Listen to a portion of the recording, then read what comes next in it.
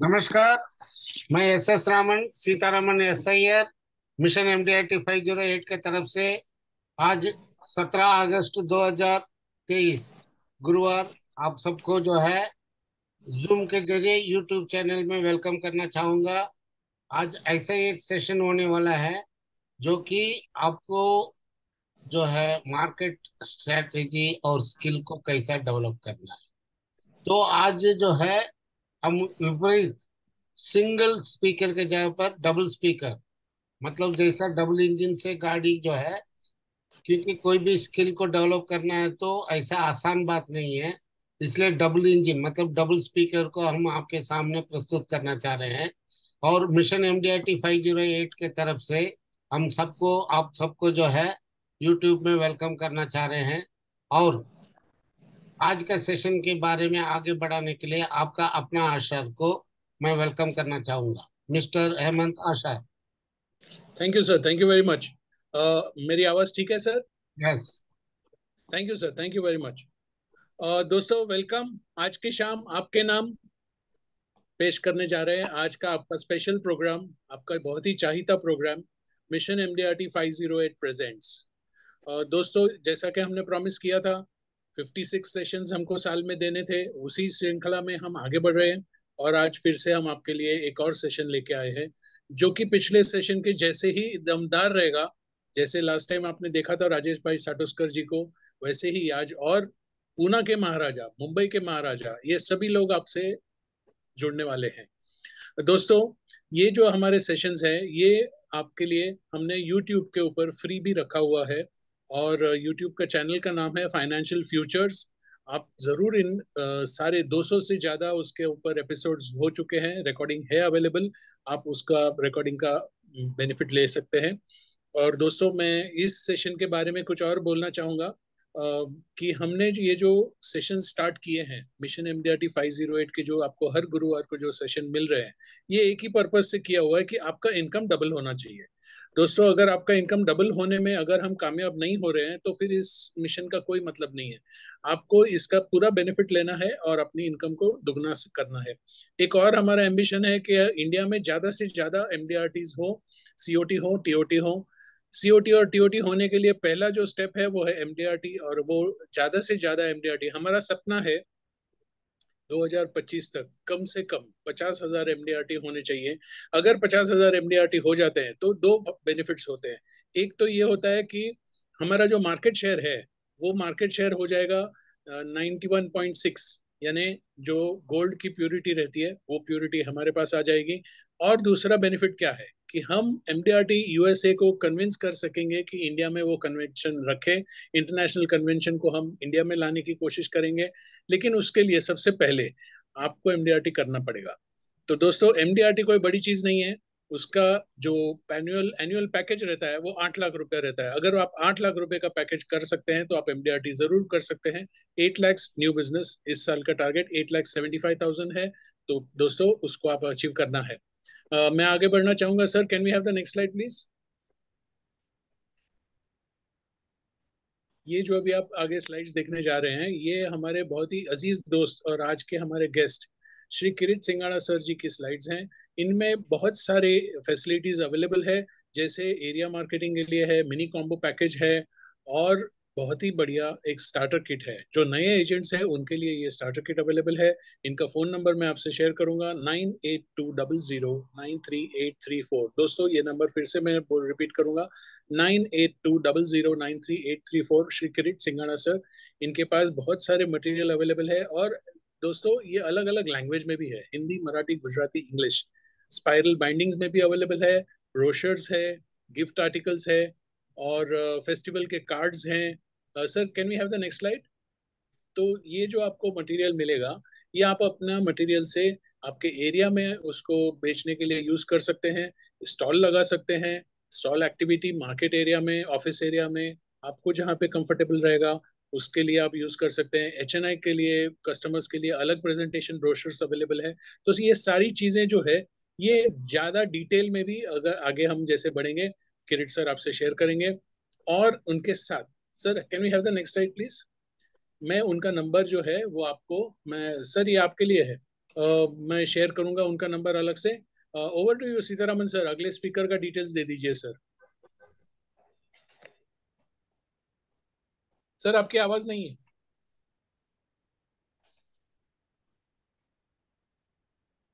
Sir अगला can you अगला here? का जो स्पीकर है जो है mister Sunil Srivastava sir, SBA 95K कोथ रोड ब्रांच, पुणे डिवीजन 2। और वो जो है हम ला रहे हैं न्यू जनरेशन का सोच के ऊपर, और यूनिट का ऊपर जो है बहुत तगड़ा उनका पकड़ है। उस पकड़ के ऊपर जो है म्यूचुअल फंड के अगेंस्ट में, इक्विटी की मार्केट के अगेंस्ट में, FD के अगेंस्ट में, PPF का अगेंस्ट में, और जो भी फाइनेंशियल इंस्ट्रूमेंट के अगेंस्ट में, how LIC ULIP is better than others product, तो उसके ऊपर बात करने वाले हैं। क्योंकि रिसेंटली एक हफ्ता पहले हमने उनका एक सेशन सुना था, पूरा यूलिप के ऊपर था।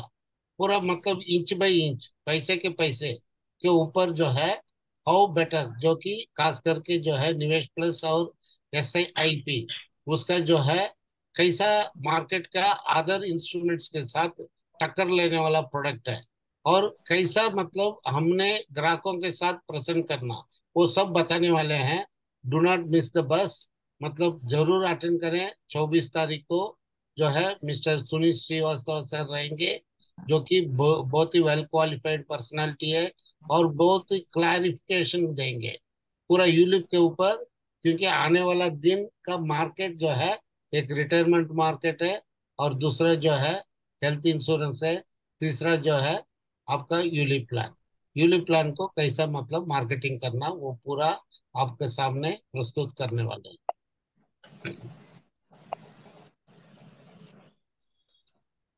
Change out.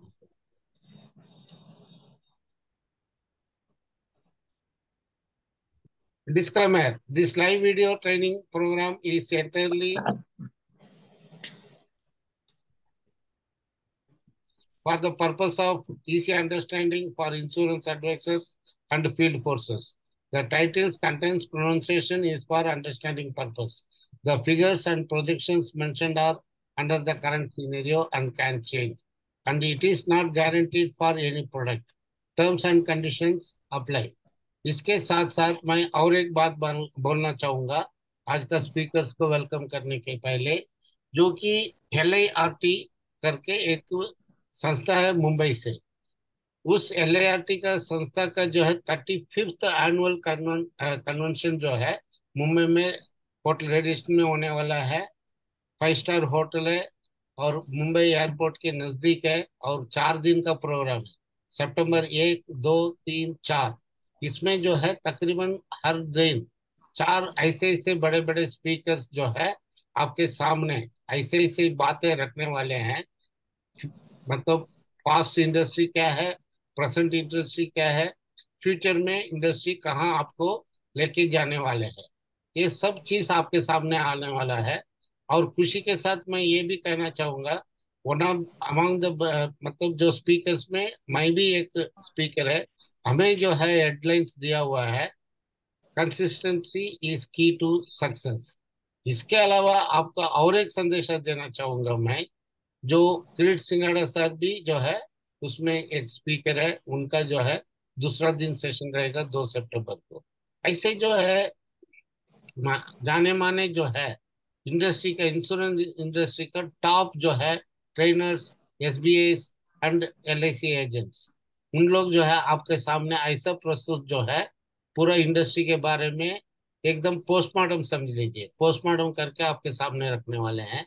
और इनका जो है पूरा डिटेल्स, और आपका जो है एंट्री पास से लेके एंड पास तक जो भी चाहिए, जो है मिस्टर अभय कुलकर्णी जो है एक्टिव मेंबर है और एक्टिव प्रेसिडेंट है, वो आपको जो है पूरा जो है बताने वाले हैं। और उनसे आप डायरेक्ट संपर्क कर सकते हैं। उनका नंबर मैं दोहराना चाहूंगा, 9819361933, 9819361933। मिस्टर अभय कुलकर्णी सर जो है बहुत ही बढ़िया पर्सनालिटी है। आप कहीं भी हिंदुस्तान में नहीं, आप विदेश से भी आके जो है इस प्रोग्राम को अटेंड करना चाहते हैं, ऐसा नहीं बोलूंगा, अटेंड करना चाहिए। क्योंकि क्योंकि लर्निंग एक ही प्रोसेस है अर्निंग का। अर्निंग का एक ही प्रोसेस है लर्निंग। लर्निंग जहां से भी मिलता है, जितना महंगा मिलेगा उतना आप ज्यादा कमाओगे, जितना सस्ता मिलेगा आप उतना कम सोच पड़ेगा। जो कि हमारे कन्वर्सेशन के मुताबिक जो है, ये LIRT का मीटिंग जो है होटल ताज में हुआ करता था पहले। लंग बोल के उनका एक ये था, संस्था था। हर महीने का मंथली मीटिंग, ईयरली मीटिंग भी नहीं, मंथली मीटिंग जो है, बहुत इस इंडस्ट्री का दिग्गज लोग थे ने शुरुआत किया था। तो वो मंथली मीटिंग होटल ताज में होता था। तो इससे आप जो है स्केलिंग कीजिए, नाप तोल कीजिए, ये जो संस्था का जो है पकड़ क्या है, पावर क्या है, और वो क्या देना चाहते हैं आपको। मतलब पावरफुल सोच, पावरफुल प्रेजेंटेशन, पावरफुल जो है आपको इस इंडस्ट्री में ले जाने के लिए एक माध्यम है LIRT का annual convention. Convention 35th convention जो है सितंबर 1 तारीख से 4 तारीख को होने वाला है। उसका कोई भी चीज का बारे में आप पूछताछ करना है, मिस्टर अभय कुलकर्णी सर से आप पूछताछ कर सकते हैं।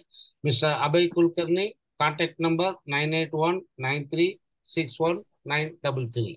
तो यहाँ पर जो है मैं दोबारा मिस्टर आशा जी को वेलकम करना चाहूंगा। आज का जो है one of the classic and हंसमुख और हेल्पिंग हैंड, जिनको मैं बोलूंगा हेल्पिंग हैंड ही है, उनको जो है आप 24 आवर्स में कभी भी फोन कीजिए, आपको सॉल्यूशन मेड आंसर मिलेगा। ऐसा दो दिग्गजों के जो है बारे में इंट्रोड्यूस करने के लिए मैं once again I am inviting mister Hemant Ashar, आपका अपना आशार, मिस्टर हेमंत आशार को बुलाना चाहूंगा। Mister Hemant Ashar. Thank you very much sir. Thank you. दोस्तों, जैसे कि अभी सीतारमन सर ने आपको बताया कि आज के जो दिग्गज स्पीकर है अभय कुलकर्णी सर और किरीट सिंगाड़ा सर, इनका इंट्रोडक्शन देने के लिए मेरे पास अल्फाज बहुत कम पड़ रहे हैं। दोस्तों, ये अभय कुलकर्णी साहब जो है, इनको LIC में, इंडस्ट्री में LIC ज्वाइन करके 31 साल हो गए। 31 ईयर्स का इनका एक्सपीरियंस है एजेंसी का। इस 31 ईयर्स के एक्सपीरियंस में दोस्तों उन्होंने 19 बार MDRT किया हुआ है। और इनका एजेंसी जो है, ये 2 बार डबल MDRT कर चुके हैं। गैलेक्सी क्लब मेंबरशिप में उनका एंट्री हो गया है। और दोस्तों, अगर मैं शतकवीर के बारे में बात करूं तो पिछले 24 साल से वो शतकवीर होते आ रहे हैं। ये इनके लिए बहुत बड़ी अपने को तारीफ करनी चाहिए। और साथ में 22 साल से वो चेयरमैन क्लब मेंबर भी रह चुके हैं। और दोस्तों, इनके लिए अगर कुछ और बोला जाए तो ये स्पोर्ट्स में भी बहुत आगे हैं। ये क्रिकेट भी खेलते हैं, कैरम भी खेलते हैं, टेनिस भी खेलते हैं, बैडमिंटन भी खेलते हैं। कैरम में तो उन्होंने 3 बार चैंपियनशिप भी जीता हुआ है। दोस्तों, ऐसी एक पर्सनालिटी जो आपको सुबह में, अगर आप उनके टच में रहेंगे, उनके कांटेक्ट में रहेंगे, तो रोज सुबह एक मोटिवेशनल वीडियो आपके लिए वो भेजते हैं। दोस्तों, मैं पिछले 3 साल से ये वीडियोस देखते आ रहा हूँ और रोज मोटिवेट होते रहता हूँ। Abhay sir, thank you very much for that. आगे बढ़ूंगा कि उनकी जो घर में मैडम है, she is a computer genius. और साथ में उनका एक क्रिएटिव डिपार्टमेंट है मैडम का, जिसमें वो PPT वगैरह बनाते हैं, प्रेजेंटेशंस बनाते हैं और क्रिएटिव आइडियाज करके लेकर आते हैं सर को हेल्प करने के लिए बिजनेस में। और इनका एक लड़का है जो भी एक कहा जाए तो बडिंग स्टार है, 8th स्टैंडर्ड में अभी पढ़ रहा है। और आगे चल के बहुत बड़ा इंसान होगा, क्योंकि उनके माँ बाप दोनों हाईली क्वालिफाइड है और हाईली एजुकेटेड है। तो आगे बढ़ूंगा। किरीट सर जो हमारे आज के सेकंड स्पीकर हैं, मैं सेकंड स्पीकर नहीं बोलूंगा, मैं उनको बोलूंगा कि हमारे जो गाइड करने वाले इंसान हैं, गाइड फिलोसोफर जिसको बोलते हैं, वो है किरीट सिंगाड़ा सर। इनका अगर हम देखेंगे तो एजेंसी जो है, ये 1992 में ज्वाइन किए हैं। दोनों एक ही साल में ज्वाइन किए थे, अभय सर और किरीट सर 1992 में ज्वाइन किए हैं।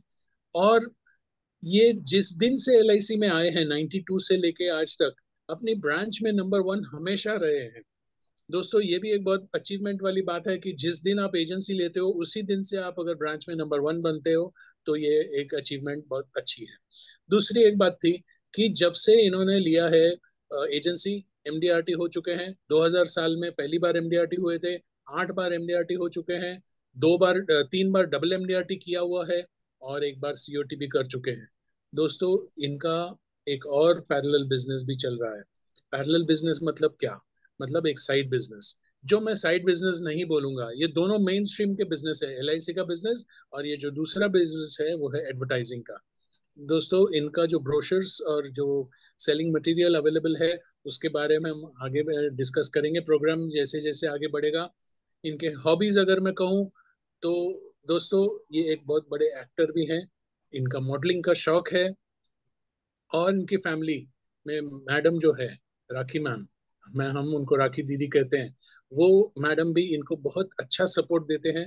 और उन्हीं की वजह से उनके 3 ऑफिस जो मेंटेन करते हैं वो भी ठीक ठाक एकदम फर्स्ट क्लास चलते हैं। उनके पास 4 स्टाफ मेंबर भी हैं। और दोस्तों, ये बिजनेस को बढ़ाने के लिए सिर्फ 2 चीजें जो है उसके ऊपर वो बहुत बहुत फोकस करते हैं, वो है कम्युनिकेशन और डेलीगेशन। अगर आप डेलीगेशन सही करेंगे तो आपका बिजनेस डेफिनेटली बढ़ेगा, और ये चीज हमारे लिए भी उतना ही यूजफुल है जितना उनके लिए है। हमें अपना काम डेलीगेट करना ही चाहिए। We have to buy the hours of our staff. तो दोस्तों, हम इस पर्सनालिटी दोनों पर्सनालिटीज को लेकर आगे बढ़ेंगे। मैं वेलकम करना चाहूंगा किरीट सर और Abhay sir. Please welcome to the show. आगे का 1 घंटा आपके लिए हमने अलॉट किया हुआ है, आप चाहिए तो और भी ले सकते हैं। आप हमारा स्क्रीन शेयर भी कर सकते हैं, अगर आपको कोई वीडियो वगैरह प्ले करना है तो वो भी आप कर सकते हैं। तो दोस्तों, हम शुरू करने जा रहे हैं आज का session. Shri Abhay sir and Kirit sir, welcome sir. Can you hear me? Yes, thank you very much, Hemant bhai. Thank you very much, welcome. Sitaraman sir and team Mission MDRT 508. Kirit bhai, welcome. Thank you. Thank you very much, Hemant bhai, for wonderful introduction. किरीट भाई, और मेरी मुलाकात just आपको सबको share करना चाहूंगा। मुझे याद है 13 अगस्त 2006 में हुई थी, और अत्रे रंग मंदिर में किरीट भाई सिंगाड़ा सर ने एक स्पीच दिया था, और वो स्पीच इतना जबरदस्त था कि वो सुनने के बाद मैं बहुत मोटिवेट हो गया। और 2004 एंड 5 में किसी वजह से मैं एमडीआरटी नहीं कर पाया था, तो 2006 में किरीट भाई का स्पीच जिस दिन सुना, उसी दिन मैंने पक्का किया कि अभी कुछ भी रीजन नहीं देना है। And that year first time I have qualified on commission basis. Previously 2 बार मैं प्रीमियम बेसिस पे हो चुका था, but without giving any reason. ये इनका स्पीच सुनने के बाद जो जोश आया, तो मुझे ऐसा लगा कि कुछ भी रीजन नहीं देना चाहिए। ये जिस तरीके से डेडिकेटेडली काम करते हैं, क्योंकि मुझे याद है किरीट भाई की अपनी बात हो चुकी थी उस दिन, 1 या 2 दिन पहले आपको शायद 102 तक टेम्परेचर था। वो जो स्पीच दिया था आपने आत्रे रंग मंदिर में, 102 तक टेम्परेचर था, और सब परेशान थे कि किरीट भाई आएंगे या नहीं आएंगे। और आपने जो 2.5-3 घंटे का स्पीच दिया था, that was great, really wonderful. और ऐसे ही आप सबको मोटिवेट करते रहेंगे, मुझे पूरा विश्वास है। और ये अपनी इंडस्ट्री के मैं बोलूंगा ना, तो he is superstar and always helping others to achieve their dreams. Kirit भाई, just I would like to ask you one question कि एलआरटी से आप कब से जुड़े हैं, और आपका एक्सपीरियंस क्या रहा है एलआरटी के बारे में?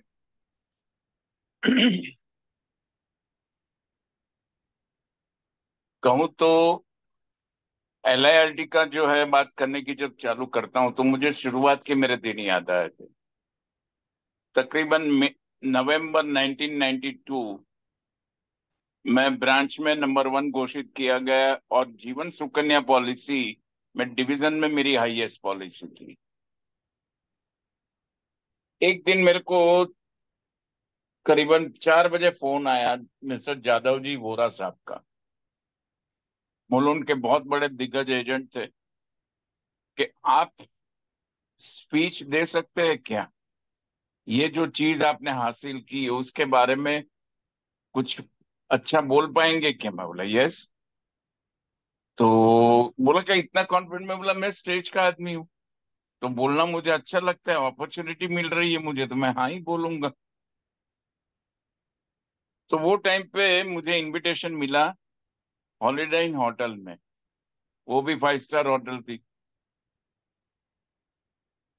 पापा जी थे वहां पर, सरदार जी, मैं जानता नहीं था उनको, लेकिन उनके बारे में सुना था काफी कि इंडस्ट्री के दिग्गज है वो। तो एलआईआरटी लंग जो एलआईआरटी वो प्लेटफॉर्म पे मुझे स्पीच पे बुलाया। सब्जेक्ट दिया गया हु इज डिसेबल, और दूसरा जीवन सुकन्या पॉलिसी में हाईएस्ट, क्योंकि सुकन्या पॉलिसी ज्यादा बिकती नहीं थी वो टाइम पे शुरुआत में, लेकिन नया एजेंट होने के बावजूद मैं इतना ज्यादा काम कैसे कर लिया था। तो ये सब्जेक्ट हुआ, तकरीबन 1.5 घंटा मेरे को स्पीच के लिए बोला था। अच्छी मेरी स्पीच हुई। देखा मैंने कि करीबन 40 से 42 एजेंट्स थे, टॉप लेवल के एजेंट, जिसमें भरत पारेख से लेके नागपुर। और लगा ऐसा कि अच्छा ऐसा लगा कि सब अलग अलग जगह से आए थे मीटिंग अटेंड करने के लिए। कोई कलकत्ता से आया था, कोई लातूर से आया था, कोई नागपुर से आया था। तो ऐसे बड़े बड़े दिग्गज एजेंट लोग जो है वहां पर मुझे सुनने के लिए, और भी एक दो वक्ता थे उनको सुनने के लिए आए। लंच टाइम में पापा जी ने मुझे कहा कि बेटा तू मेंबर बन जा, हमारी हर महीने ताज में मीटिंग होती है, सब कुछ करके आप वो एटिंग चालू करो, आप बड़े बन जाओगे। आप शुरुआत अच्छी की है। मैं बोला पापा जी लेकिन मेरे पास इतनी ज्यादा सहूलत नहीं होगी। आप बोल रहे ताज में मीटिंग होती है, टैक्सी में आना पड़ता है, मुझे ट्रेन में मैं आ नहीं सकता, और वहां की फीस। बोला फिक्र नहीं कर, पेमेंट में मैं एडजस्ट कर दूंगा, कभी भी पीडीसी दे के ये करके। और मैंने अटेंड करना शुरू किया। उस दिन से लेके आज तक मैं जो भी बड़े बड़े लोगों से जो सीखा, और सबसे बड़ा एक चीज सीखा मैं, कि जिंदगी में कामयाब होने के लिए और कुछ नहीं करना पड़ता है। कामयाब लोगों को अगर सही रीत से फॉलो करेंगे, उनकी बताई बातों पे इम्प्लीमेंट करेंगे, ऑटोमेटिक हम कामयाब हो जाएंगे। तो वही LIRT हर साल कन्वेंशन ये करते करते इस बार वापस एक बार वो वही कन्वेंशन मुंबई में है। और मेरा दोस्त अभय जो है प्रेसिडेंट है। अभय के बारे में एक बात बताऊं मैं, अभय बोल रहा है कि मेरी स्पीच सुन के वो MDRT हुआ, वो उसकी बड़प्पन है। लेकिन मेरा कहना ये है कि वो एक बिलीवर है, उसने बिलीव किया, उसने भी इम्प्लीमेंट करना शुरू किया, और आज तक वो लेवल से वो काम कर रहा है। तो अब भाई मेरे हिसाब से LIRT के लिए काफी है। वापस अब एक बार अपना। यस किरीट भाई, मैं आपको पूछना चाहूंगा कि बहुत बार क्या होता है कि एजेंट जो है अपने, उनको लगता है कि हम लोग कितनी बार एडवर्टाइज करना चाहिए, और नए क्लाइंट को क्या एडवर्टाइज भेजनी चाहिए, या एग्जिस्टिंग जो क्लाइंट है उनको कैसे रीत से एडवर्टाइज करनी चाहिए अपने प्रोडक्ट्स। शुरुआत करने से पहले मैं इतना तो जरूर कहूंगा, अपने एजेंट को, एक इंश्योरेंस फील्ड में आता है, एक समझ के आना चाहिए कि ये एक अच्छा बिजनेस है। तो बिजनेस करने के लिए, जैसे हम कॉलेज में ग्रेजुएट हुए, काफी पढ़ाई करने के बाद ग्रेजुएट हुए, तो फंडामेंटल जो 3 4 चीज है हर किसी को जानना जरूरी है। एक, अपनी कॉरपोरेशन के बारे में। दूसरा, अपने प्लान्स के बारे में। और तीसरी चीज, अपने अंडर राइटिंग के बारे में। तो ये 3 फंडामेंटल चीज का नॉलेज अपने पास होना चाहिए, और वो पढ़ना चाहिए, रेगुलर पढ़ना चाहिए। ग्रेजुएट हम हुए, अगर पढ़ते नहीं थे तो नहीं होते थे। तो यहाँ पर लाइफ को टॉप बनाने के लिए भी अपने को थोड़ा थोड़ा रोज पढ़ना पड़ेगा, मास्टर होना पड़ेगा। और मास्टर होने के लिए नॉलेज बहुत जरूरी है। तो ये नॉलेज से वो शुरुआत कर। दूसरी बात, कोई भी बिजनेस का एक फॉर्मूला है, क्योंकि ज्यादातर एजेंट्स, काफी बार मेरी बात भी होती है, उनका यही एक आर्ग्यूमेंट या बोलने के लिए बोलते रहते हैं हर बार, कि साहब पहले मैं कुछ कमाऊंगा, बाद में मैं इन्वेस्ट करूंगा। उस टाइम पे मेरा एक ही बात होता है कि बेटा थोड़ा सोचने का बदल दे, सोचने का बदल दे। पहले इन्वेस्ट कर, और बाद में ऑटोमेटिक। जैसे बड़े एग्जाम्पल लेने की जरूरत नहीं, चाहे एक पान पट्टी वाला लो, एक सैंडविच वाला लो, एक चाय की टपरी वाला लो, हर कोई बाकड़ा बाकड़ा रिक्शा वाला हो, हर कोई इन्वेस्ट करता है, और बाद में वो छोटी चीज भी उनकी चालू होती है।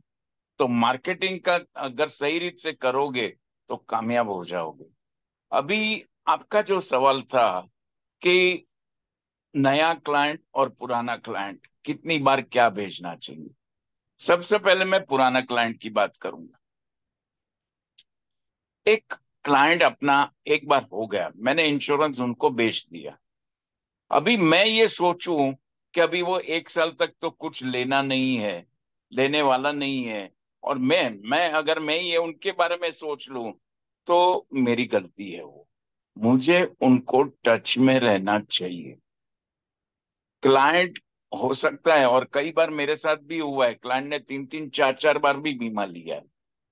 उससे भी ज्यादा क्लाइंट बहुत सारी रेफरेंस ऑटोमेटिक देता है, मांगने के बिना देता है।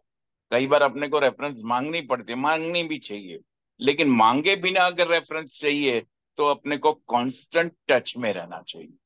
अभी कांस्टेंट टच में रहना माने इस जरिए के, अभी जैसे मैं बताऊं, अभय, जैसे हेमंत भाई ने बताया कि अभय जो वीडियो भेज रहा है, अभय की एक स्पीच में आज से 3 साल पहले मैंने ये बात सुनी थी।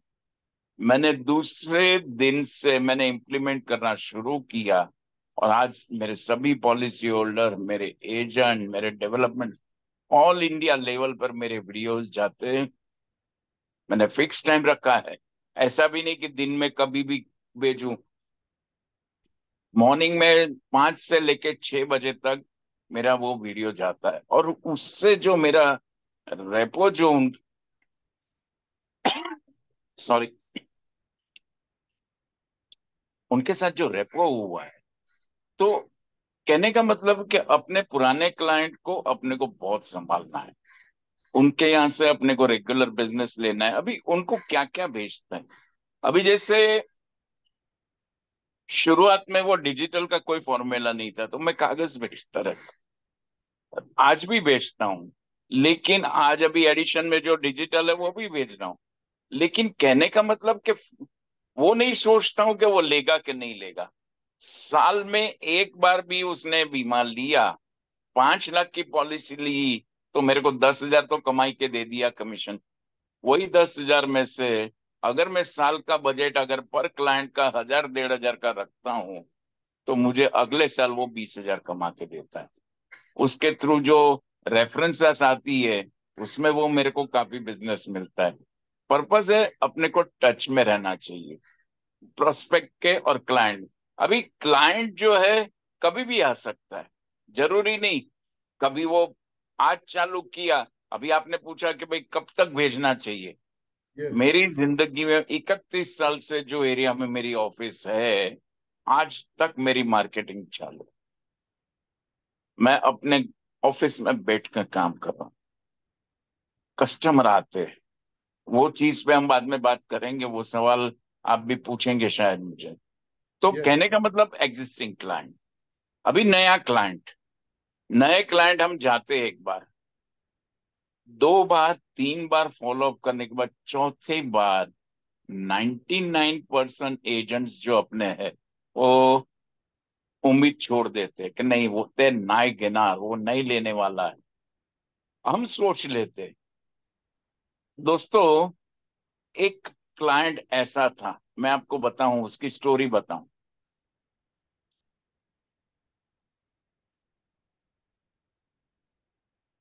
2012 में उनके पिताजी ने मेरे से बहुत बड़ा इंश्योरेंस लिया था, 5.5 लाख रुपया मंथली सीओस।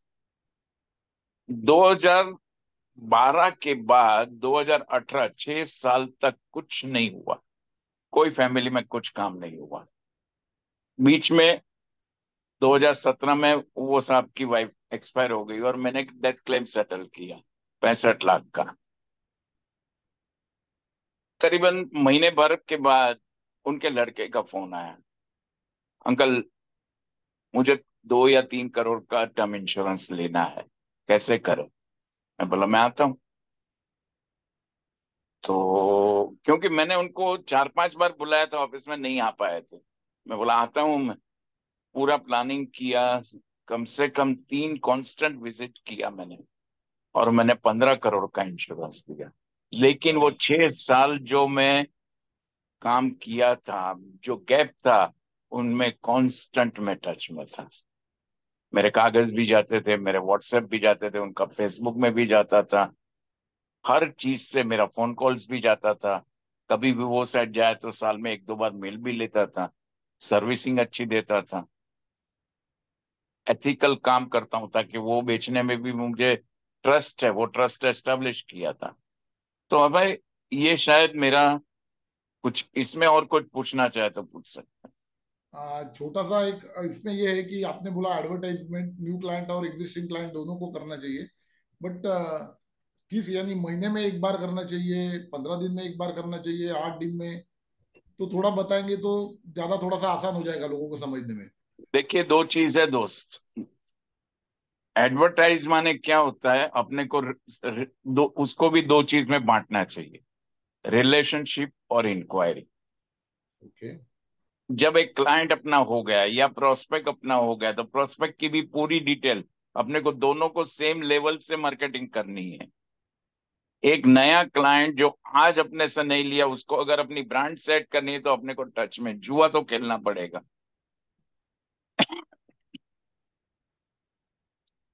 तो रिलेशनशिप में उनके हर एक इवेंट्स, सबसे पहले हर एक फेस्टिवल्स,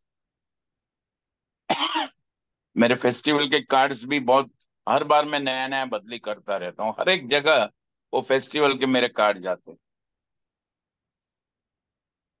उससे क्या है कि मुझे एक सीरीज मालूम हो गया। अभी जैसे 15 अगस्त, 15 अगस्त के बाद आएगी रक्षाबंधन, बाद में जन्माष्टमी आएगी, बाद में गणेश चतुर्थी, नवरात्रि, बाद में दशहरा, दशहरे के बाद दिवाली, दिवाली के बाद विंटर शुरू होगी, विंटर के बाद क्रिसमस आएगा, क्रिसमस के बाद नया साल आएगा, बाद में मकर संक्रांति आएगी, 26 जनवरी आएगी, होली आएगी, गुड़ी पड़वा आएगा, समर चालू हो जाएगा, बाद में बारिश आएगी।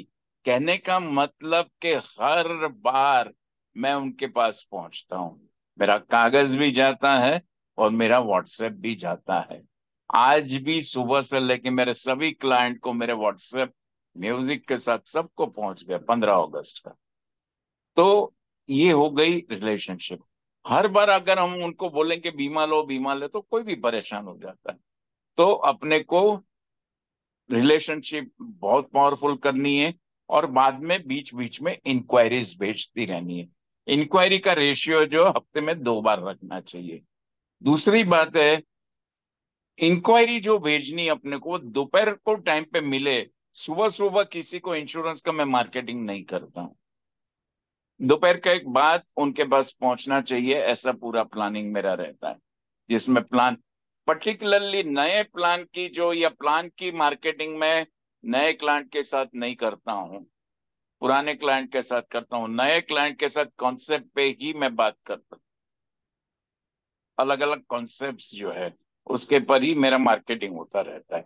उसमें से एक बार भी क्लाइंट पूछता है कि ये क्या है, माने उसमें 50% काम अपना हो गया। सही तो है। कहने का मतलब, फ्रीक्वेंसी लाइफ टाइम, क्योंकि मुझे बिजनेस लाइफ टाइम करना है, मुझे कामयाब लाइफ टाइम। राइट है भाई? यस। किरीट भाई, जो अपने साथ जुड़े हुए हैं उनको जस्ट वो फेस्टिवल जो कार्ड्स है उसकी आइडिया आए करके मैं एक फेस्टिवल कार्ड का वीडियो दिखाना चाहूंगा। वो रिलेशनशिप का पूरा प्रीव्यू उसमें आप दिखाइए। या just 1 second. Yes sir.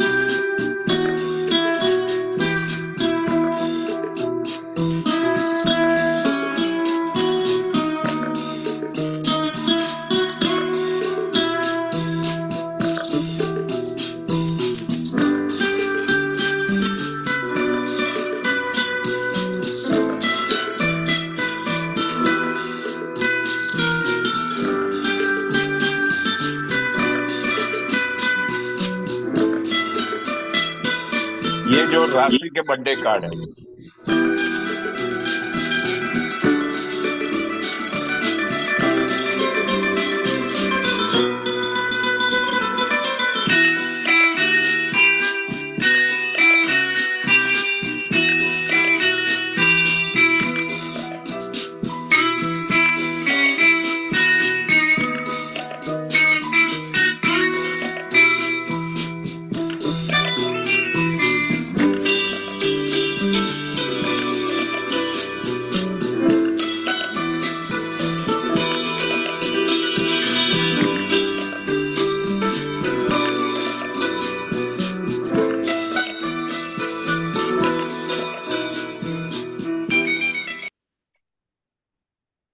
Yes किरीट भाई, आपकी परमिशन है तो 1 मिनट में मैं इसके बारे में मेरे साथ जो एक इंसिडेंस हुआ है वो शेयर करना चाहूंगा।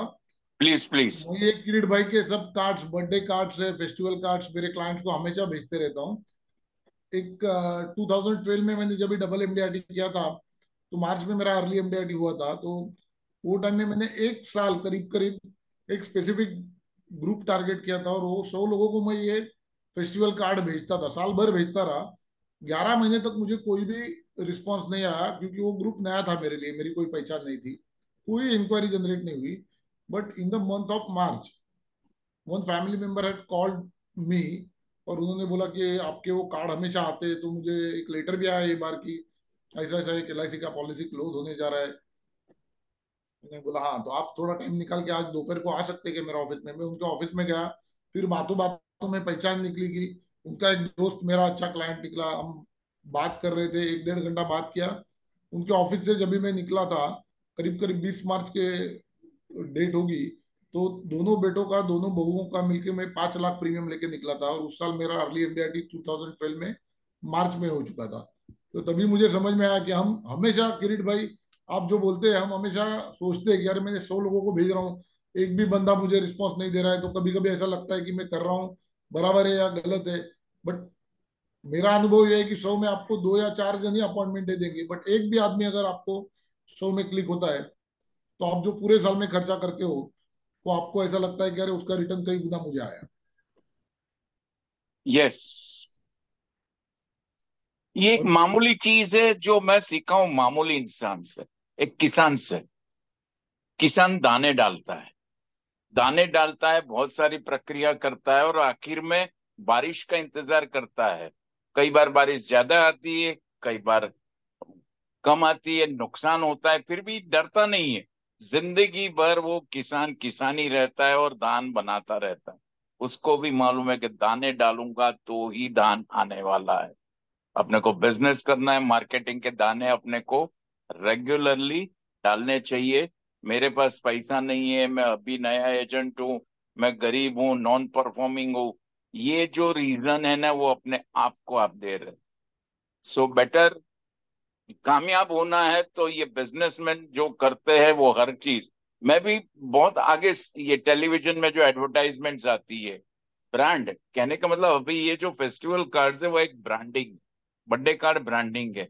एक अमिताभ बच्चन का दाखला लीजिए, एक जो ब्रांड को उसने डेवलप किया, भिकाजी भुजिया।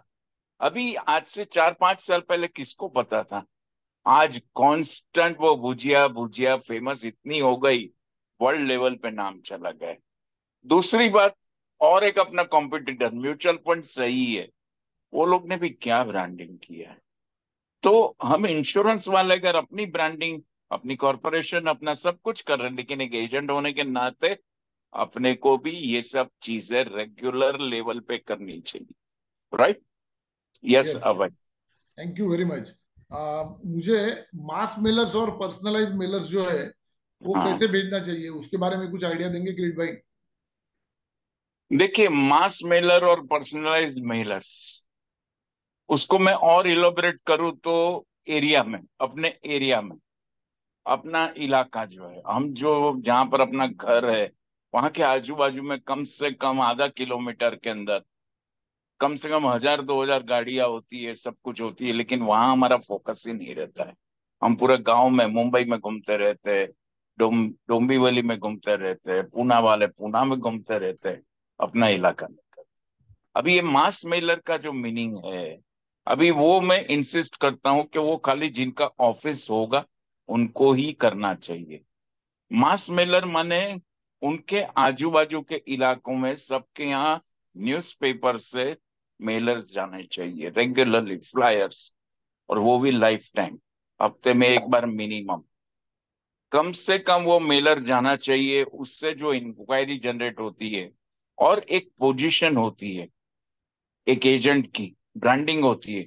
दूसरी बात, क्लाइंट जो है अगर अपनी ऑफिस है तो अपनी ऑफिस में वो आता है, क्योंकि ऑफिस वालों को ही मैं इंसिस्ट करता हूँ, सजेस्ट करता हूँ, ऑफिस में वो आने लगता है। क्लाइंट जब आता है और हम क्लाइंट के यहाँ जाता है, पॉलिसी बिकने में बहुत डिफरेंस है। कोई आएगा मेरे यहाँ तो मेरी पोजीशन ऊपर लेवल पे होती है और मैं उसको आराम से बेच सकता हूँ। तो ये मास मेलर वो कंटिन्यूअस एक प्रोसेस है। जैसे मैंने बोला ना कि न्यूज़पेपर में कम से कम मेरा टोटल सेटअप जो मैंने खड़ा किया है वो न्यूज़पेपर मेलर से किया। काफी एजेंट पूना में, मुंबई में, इवन अब भाई आपने भी किया है। मास यस, मेलर का इंक्वायरी जनरेशन जो होती है, ब्रांडिंग के एक टॉप लेवल का एजेंट आपके एरिया में रहता है, बराबर है। परफेक्ट। जहां तक जो क्लास मेलर है, कि ये समझो आपके पास आपकी ऑफिस है, मास मेलर तो चालू किए, लेकिन छोटे छोटे लेवल पे आपको आजू बाजू बाजू को क्लास मेलर भी भेजना चाहिए, पर्सनलाइज मेलर। ताकि वो अगर समझो 50-100 लोगों से, जैसे अभी आपने फेस्टिवल कार्ड का बताया, तो वो क्लास मेलर भी रेगुलरली अपने को फॉलोअप के लिए जाना चाहिए। वो एरिया उससे पूरा डेवलप हो जाता है। दूसरी बात, जिनका ऑफिस नहीं है वो क्लास मेलर से भी अपना चालू कर सकते हैं। उनको मैं इंसिस्ट करूंगा कि वो न्यूज़पेपर वाला फंडा जो है अभी वो नहीं करना है उनको, राइट। ये कम समय में अगर बात बताना है तो, क्योंकि डिटेल में तो ये हर एक सब्जेक्ट पे कम से कम 2 घंटा बात कर सकते हैं। Yes, I know. और इसके बारे में कुछ बता सकते हैं मुझे कि पोस्टर से या प्रेजेंटेशन बुक है उसका कैसे इस्तेमाल करना चाहिए इंश्योरेंस मार्केटिंग में? देखिए, सबसे पहले पोस्टर्स की बात कहूं, पोस्टर का, अगर अपनी ऑफिस है तो अपनी ऑफिस में अपने को पोस्टर लगाना ही चाहिए। अपनी कैबिन में, बाहर अपना स्टाफ के सामने। दो चीज होती है, कस्टमर आएगा तो वो तो देखेगा ही, लेकिन हम खुद वो कॉन्सेप्ट को बार बार देख पाएंगे और अपने को उससे प्रोवोकेशन होता है कि भाई चल ये कॉन्सेप्ट पे मैं माल बेचूं। और अपने को कांस्टेंट वो माहौल चेंज करते रहने का, कांस्टेंट पोस्टर चेंज करते रहने। अपने को वो पोस्टर के मल्टीपल यूजेस कर सकते हैं। हम जहाँ रहते हैं वो सोसाइटी में परमिशन लेके, वो लिफ्ट का कॉन्सेप्ट जैसे मैंने मेरे सोसाइटी में किया था। मैंने मेरी सोसाइटी में 4 लिफ्ट है, 200 फ्लैट्स है, तो मैं 6 महीने तक कांस्टेंट मैंने लिफ्ट में पोस्टर्स लगाए थे मेरे, और उससे भी मुझे बहुत बिजनेस आया। ब्रांडिंग होती है स्टॉल्स पे। आजकल हम बीएनआई के, रोटरी के मेंबर्स होते हैं, उनके सेमिनार्स होते हैं, तो उनके यहाँ पर भी अपने को वो सब पोस्टर का यूज कर सकते हैं। पंडाल, अभी तो फेस्टिवल चालू हुए हैं, तो वो फेस्टिवल के पंडाल से, गणपति का, नवरात्रि का, तो वो हर जगह वो अपने पोस्टर्स लगते हैं नाम के साथ। तो नेचुरली जो दिखता है वही बिकता है, राइट। वो पोस्टर्स के सही रीत से यूज करने हैं अपने को, कॉन्सेप्ट के पोस्टर, ब्यूटीफुली डिजाइन पोस्टर्स हैं। जैसे हेमंत भाई ने बताया 92 से मेरी एजेंसी, लेकिन एडवर्टाइजिंग फील्ड में मैं 1984 से हूँ। ओके। तो करीबन 40 साल हैं, हो गए मेरे। तो ये जो चीजें हैं वो सब सेल्फ क्रिएटेड चीजें हैं, अपनी नॉलेज जो है उसकी वजह से पोस्टर। दूसरी बात मैंने बताई, आपने सवाल पूछा प्रेजेंटेशन बुक्स। अभी ये जो प्रेजेंटेशन बुक्स है उसका फंडा भी, जैसे डॉक्टर के यहाँ जो एमआर जाते हैं विजुअलाइट्स लेके, वो टाइप का विजुअलाइट्स मैंने बनाया हुआ है। लेकिन उसका यूज जो है अपने को वो रीत से नहीं करना है। जो जो एमआर करता है वो रीत से अपने को इसका इस्तेमाल नहीं करना है। ये जो एक जो प्रेजेंटेशन बुक है उसका यूज अपने को अलग अलग तरीके से, मेरे पास एक अभी टेबल पे है, वो एक छोटा सा झलक में दिखा सकता हूँ ये, श्योर उसका श्योर। एक वीडियो भी है आपके पास। यस। तो जैसे मेरी ऑफिस में मैं कैसे यूज करता हूँ मैं आपको बताऊं। मेरी गाड़ी में एक बुक रहती है, मेरे घर में एक बुक रहती है, घर में कोई भी विजिटर्स आता है तो ड्रेस जो सेंटर टेबल होता है उसमें एक बुक पड़ी रहती है, मेरी ऑफिस में रिसेप्शन पे एक पड़ी रहती है, और मेरी कैबिन के बाहर एक पूरा रैक बना है उसमें रहती है, ताकि कोई भी आता है मेरी कैबिन में, अगर मैं बिजी हूं तो वो मेरा असिस्टेंट जो वो किताब जो है वो इनको दे देता है कि सर ये देखिए। क्लाइंट जब आता है, ज्यादातर क्लाइंट कुछ ना कुछ सोच के एक पे अटक के आता है, सर आपका ये मैंने देखा, इसमें ये क्या चीज है जरा बताएंगे। मेरा काम 50% आसान हो जाता है। दूसरी बात, नॉर्मल वे में जब मैं क्लाइंट के यहाँ जाता हूँ तो वो किताब में लेके टेबल पे सामने रख देता हूँ, मैं कुछ नहीं बोलता हूँ। क्लाइंट जब बात मेरी सब चालू होती है, फैक्ट फाइंडिंग होती है, सब कुछ, क्लाइंट पूछता है कि साहब ये क्या रखा है आपने, और मैं बोला साहब ये हमारी गीता बाइबल, पूरा कॉन्सेप्ट्स का खजाना है जिसके पर आप बीमा ले।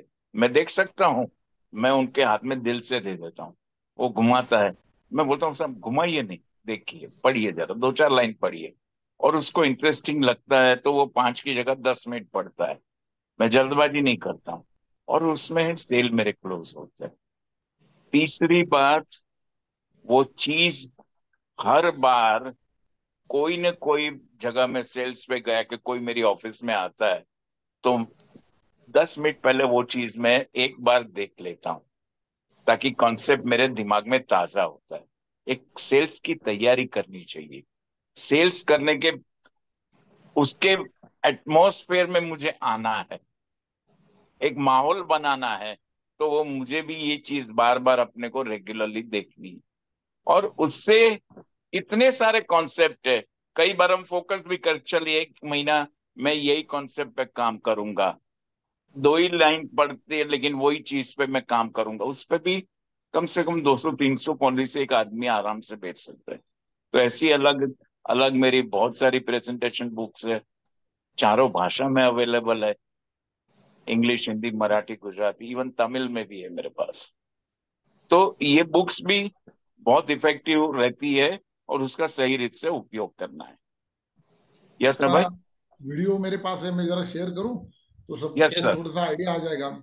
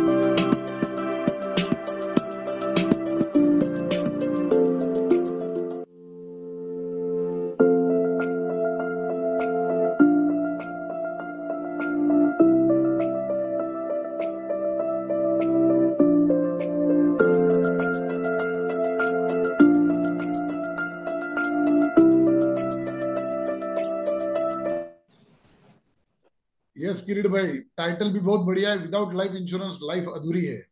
थैंक यू दोस्त। अब भाई यस, हेमंत भाई को शायद कुछ पूछना था, उन्होंने बीच में एक श्योर। हेमंत भाई को। हेमंत भाई। यस, किरीट सर, मेरा भी एक प्रॉब्लम था। मैं हमेशा से, अभी मेरा भी एजेंसी को 23 साल हो गए हैं, और इस 23 साल में बहुत दिग्गज लोगों ने मुझे कुछ ना कुछ नया सिखाते हुए ये भी बताया कि ये गिफ्ट में देना चाहिए, वो गिफ्ट में देना चाहिए। हम रिबेटिंग तो करते नहीं है, तो हमें अच्छी गिफ्ट देनी चाहिए। ये सब बर्थडे में केक भेजो, ग्रीटिंग कार्ड भेजो, फिर बुके भेजो, ये सब चीजें भी मैं उनके बोलने से मैं करने लगा था। लेकिन करते करते ऐसा होने लगा कि जब मैं किसी को चॉकलेट भेजता हूँ, कैटेगरी वाइज हमने कस्टमर का लिस्ट बनाया था, ABC कैटेगरी, ए वाले को बड़ा, छोटे वाले को छोटा, उस हिसाब से हम बेचते जा रहे थे।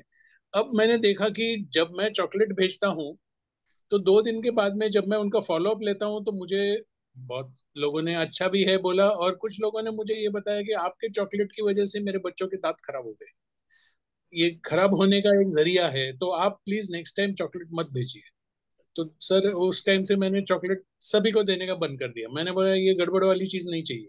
फिर मैंने बुके भेजने का चालू किया था, तो बुके में भी 2 दिन, दूसरे दिन जब मैं जाता हूँ उनके यहाँ, तो बाहर डस्टबिन में मेरा बुके पड़ा रहता है। सर 200-300 रुपए का बुके अपना कचरे के डब्बे में जाता है, तो आई फील सेटबैक आता है कि भाई मैं इतना खर्चा करके भेज रहा हूँ और ये कुछ इसका मतलब नहीं बन रहा है। तो सर मुझे ऐसा क्या करना चाहिए, मुझे कौन सी गिफ्ट आइटम देनी चाहिए जिससे मैं उस सामने वाले के घर में मेरी रिकॉल वैल्यू हो और मेरी इज्जत बढ़े, और लोगों पूछने चाहिए कि भाई ये LIC एजेंट ने दिया हुआ है, ये क्या है, what should that item be, वो आइटम क्या होनी चाहिए कि लोग वहां पे जब आते हैं तो वो पूछना चाहिए कि ये किसने दिया है, बहुत बढ़िया है। तो ऐसी कौन सी चीज मैं दे सकता हूँ, मुझे थोड़ा इसके बारे में गाइड कीजिए सर। बिल्कुल, लेकिन ये बताने से पहले और एक चीज मैं बताना चाहता हूँ।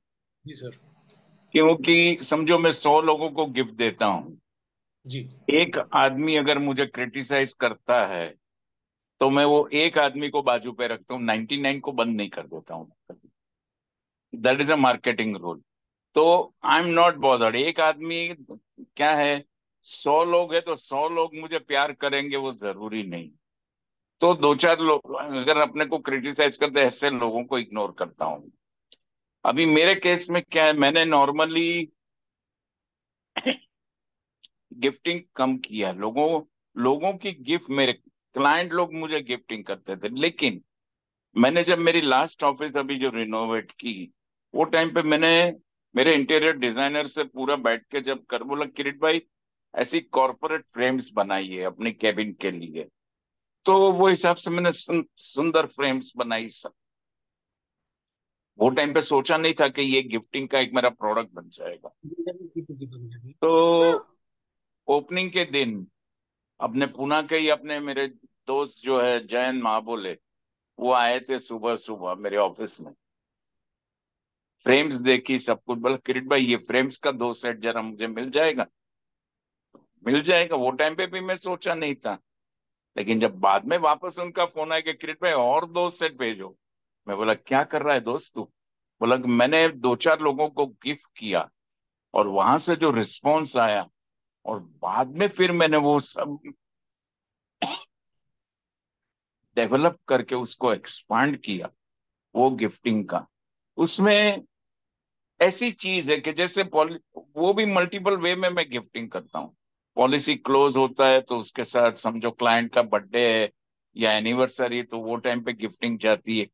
Famous famous personality, age wise, बच्चों के लिए तो बच्चों की फ्रेम्स है, फिर लेडीज है तो लेडीज की फ्रेम्स है, कॉरपोरेट लोगों के लिए अपने टॉप लेवल के कॉरपोरेट्स की ऐसी वीडियोस है, अपना ये फ्रेम्स है। ऐसे करते हुए उसमें रेगुलरली मैं नया नया डेवलप करने लगा। फ्रेम्स जो ऐसी फ्रेम्स होती है कि कभी किसी ने इसको इग्नोर नहीं किया। कई बार ऐसा भी हुआ है, क्लाइंट ने बोला किरीट भाई और एक फ्रेम भेज दो, मैं कभी हेजिटेट नहीं होता, मैं भेज देता हूँ। जो क्लाइंट अपने को देता है वो जिंदगी भर देता रहता है, ये सब चीजों से। तो ये जो मेरी फ्रेम्स है वो भी काफी, शायद हेमंत भाई आपको भी एक फ्रेम मैंने भेजी थी, आपको याद होगा। यस सर, मेरे पास देवानंद वाली आई थी सर। बराबर। तो कहने का मतलब, ये उनके सामने जब रहती है, और वो फ्रेम्स में मैं कभी अपना नाम नहीं लिखता, के गिवन बाय किरीट शिंगाड़ा, क्योंकि काफी लोगों को नीचे किसी का नाम अच्छा नहीं लगता। देवानंद, वो देवानंद ही होना चाहिए, उसके नीचे फिर किरीट शिंगाड़ा नहीं होना चाहिए। तो मेरे नाम की, लेकिन क्लाइंट जो है उसको तो मालूम है कि ये उसके पास कहाँ से आई, तो कि किरीट ने दिया है। ऐसे ही मैंने अपने LIC के चेयरमैन, अपने जोनल मैनेजर, अपने मार्केटिंग सबको ये फ्रेम्स में दे भेजता रहता हूँ। जो मेरे ऑफिस अच्छा काम में भी करता है है, वो सबको भेजता हूँ। सॉरी टू डिस्टर्ब यू, मेरे ऑफिस में भी है और बहुत क्लाइंट आके देखते हैं। रतन टाटा जी की फ्रेम है, वो बहुत बढ़िया है। लता मंगेशकर जी की है, चार्लिन चैपलिन की है, सचिन तेंदुलकर की है। It is really wonderful. और बहुत सारे क्लाइंट को मैं गिफ्ट भी करता हूँ and they really appreciate. Yes, wonderful creation. Thank you दोस्त। यस। हेमंत भाई, मैं यस सर। पूछूं आगे का सवाल? Yes sir, please. Yes, thank you तो वेरी हेमंत मच। भाई कंटिन्यू यस सर। कीजिए। एक यस बड़ा सर। बड़ा मुकाम आपको हासिल करना है, तो they are waiting for you. Yes yes, definitely.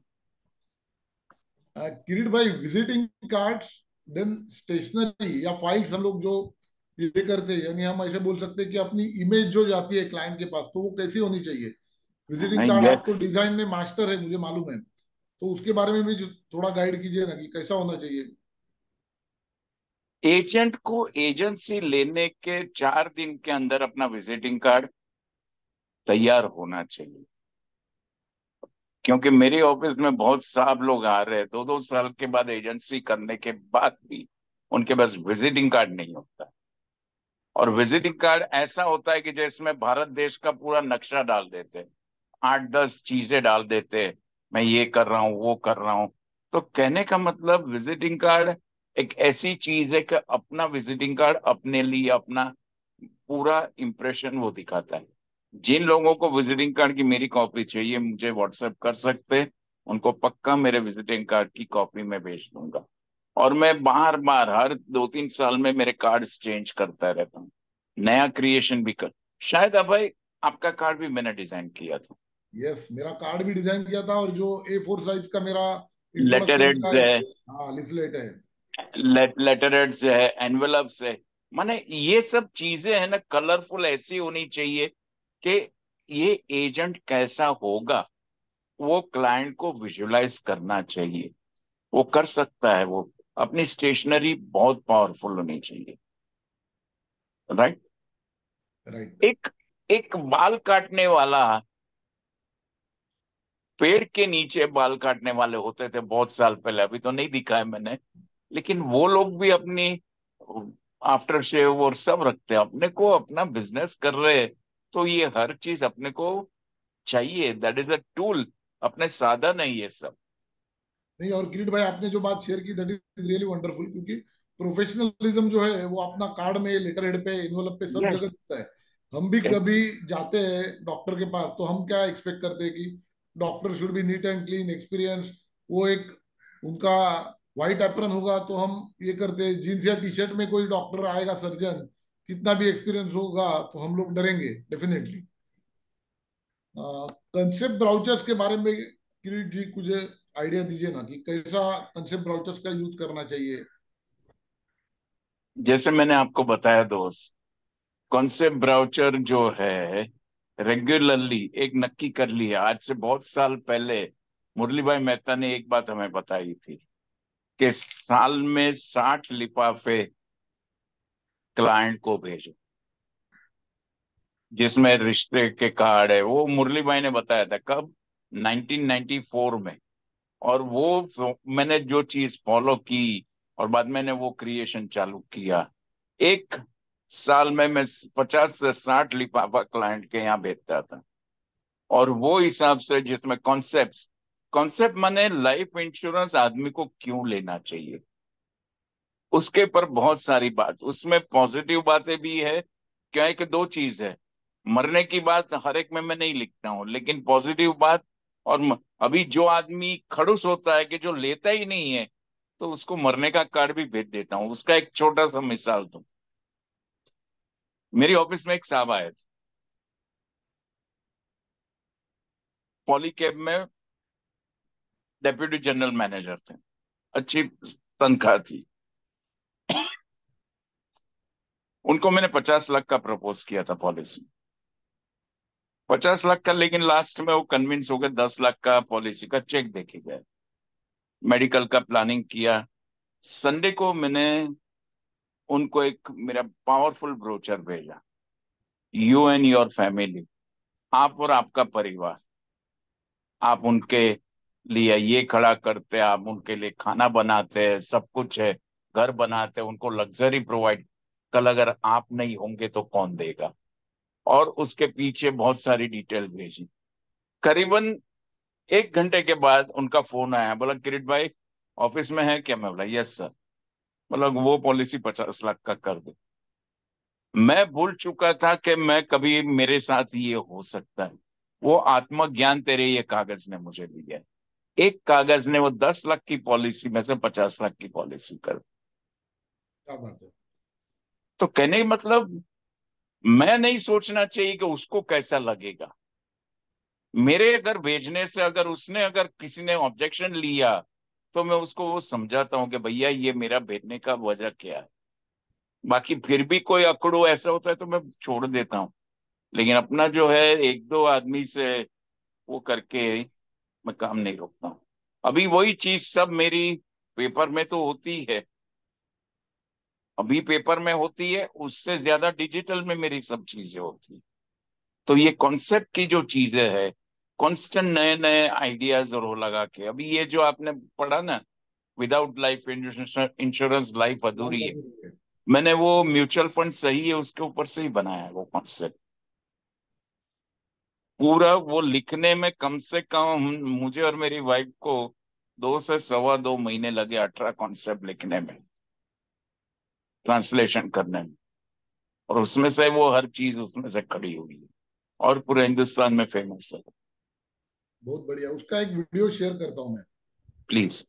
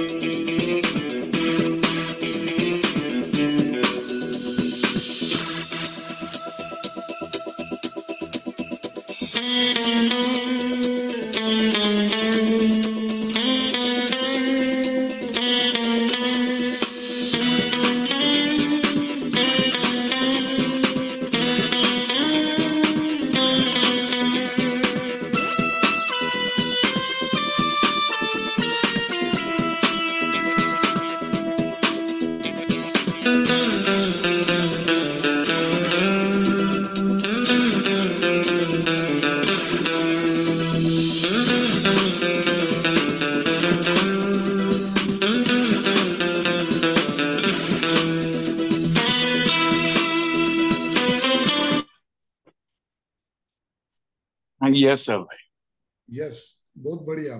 और एक थोड़ा सा हटके क्वेश्चन है कि आजकल जैसा हेमंत भाई ने शेयर किया, मुझे बहुत बढ़िया लगा। हेमंत भाई ने खुल के बताया, लोग ऑब्जेक्शन लेते हैं। मुझे भी कई बार ऐसा ऑब्जेक्शन आता है कि आपके जो कार्ड्स भेजता हूँ या लेटर्स भेजता हूँ, तो बहुत बार अभी लोग बोलते हैं क्या कि पेपर मत भेजो, पेपर भेजेंगे तो वेस्टेज होता है। एंड देन बहुत बार हम पढ़ते नहीं है, क्यों आप इतना खर्चा कर रहे हो। तो मुझे ये बताइए कि आपने जो नया एक तरीका अपनाया है कि डिजिटल फिल्म्स और डिजिटल कम्युनिकेशन, तो वो कैसा करना चाहिए? क्योंकि आजकल की जो जनरेशन है वो पेपर पढ़ने में भी ज्यादा बिलीव नहीं करती है, तो वो कैसा होना देख- चाहिए? देखिए, दो चीज है दोस्त, अपने को समय के साथ आगे बढ़ना चाहिए, लेकिन आज भी हम लोग गांधी जी को भूले नहीं, अपने ट्रेडिशन को भूले नहीं। और आज भी आज की डेट में भी कई लोग अपने 50 साल 55 साल के लोग हैं, वो कहते हैं किरीट भाई ये तू व्हाट्सएप में भेजेगा कुछ नहीं, कागज भेज तो अपने को बैलेंसिंग करना है और एडिशन करना है। अभी डिजिटल में भी जो मैंने सब मेरा जो क्रिएशन किया है कि जैसे वीडियोस बनाया कि कम समय में बहुत सारी बात कम्युनिकेट करनी, उसमें भी बहुत सारे कॉन्सेप्ट्स है, प्लान्स के बहुत सारे कॉन्सेप्ट्स है।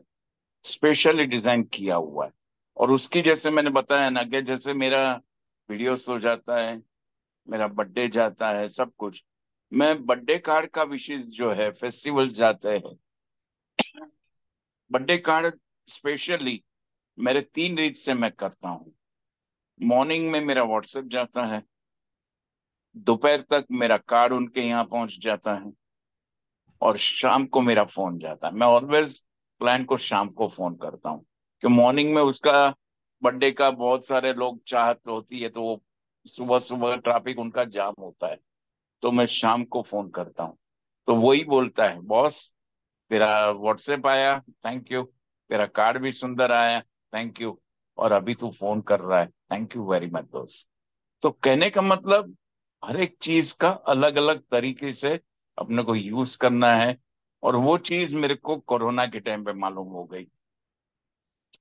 कोरोना के टाइम पे ये सब डिजिटल मैंने क्रिएट किया, तो वो हालात में भी मैं कांस्टेंट मेरे क्लाइंट से, मेरे एजेंट से, मेरे डेवलपमेंट ऑफिसर, पूरा ऑल इंडिया लेवल पे मैं कांटेक्ट में था। राइट। तो डिजिटल, अभी क्या होता है, लोग ज्यादातर अपने एजेंट, वो 1,000 रुपया का ऐप लिया उसमें से मैं भेज रहा हूँ। अरे भाई, बिजनेस क्या किया तूने? पर्पस है जो भी तू भेज, तेरा बिजनेस मल्टीफोल्ड में होना चाहिए। अभी एक बार तूने भेज दिया, उससे तेरा काम पूरा नहीं होता है। एक सेटिस्फेक्शन लिख, अरे साहब मैंने 10 दिन से भेज रहा हूँ, वो कुछ बोलता ही नहीं है, फिर मैंने उसको भेजना बंद कर दिया। हम जिंदगी भर में भेजते हैं, और 3-3 साल से मेरी वीडियोस भी जाती है। I am not bothered. कोई लेगा नहीं लेगा, दैट इज हिज प्रॉब्लम, कोई पॉलिसी भी नहीं लेगा, दैट इज। लेकिन जब भी उनको कुछ करना होगा तो उसको क्रेडिट कैसे हो, और कोई नहीं देखेगा। We have to be constant. क्या बात है। जैसे तूने एक बात बताया भाई, कि एक आदमी ने तेरे को 5 लाख का प्रीमियम दिया, वो 5 लाख का प्रीमियम में तेरा फेस्टिवल कार्ड का जिंदगी भर का इन्वेस्टमेंट का पैसा निकल गया उसमें से। राइट। और 100 लोगों में वही चीज तेरी नाम, तो वो लोगों ने ब्रांडिंग तो सेट कर दी। अब भाई जब खड़ा होगा तो याद करेगा, हो वो कार्ड आपने भेजा था। तो सेम वे डिजिटल में भी वही कॉन्सेप्ट है, you have to be constant. Marketing का जो है वो दोपहर के बाद में जाना चाहिए, लेकिन जैसे अभी ये फेस्टिवल आया कि जो भी है वो सीरीज सब मॉर्निंग टाइम में जानी चाहिए।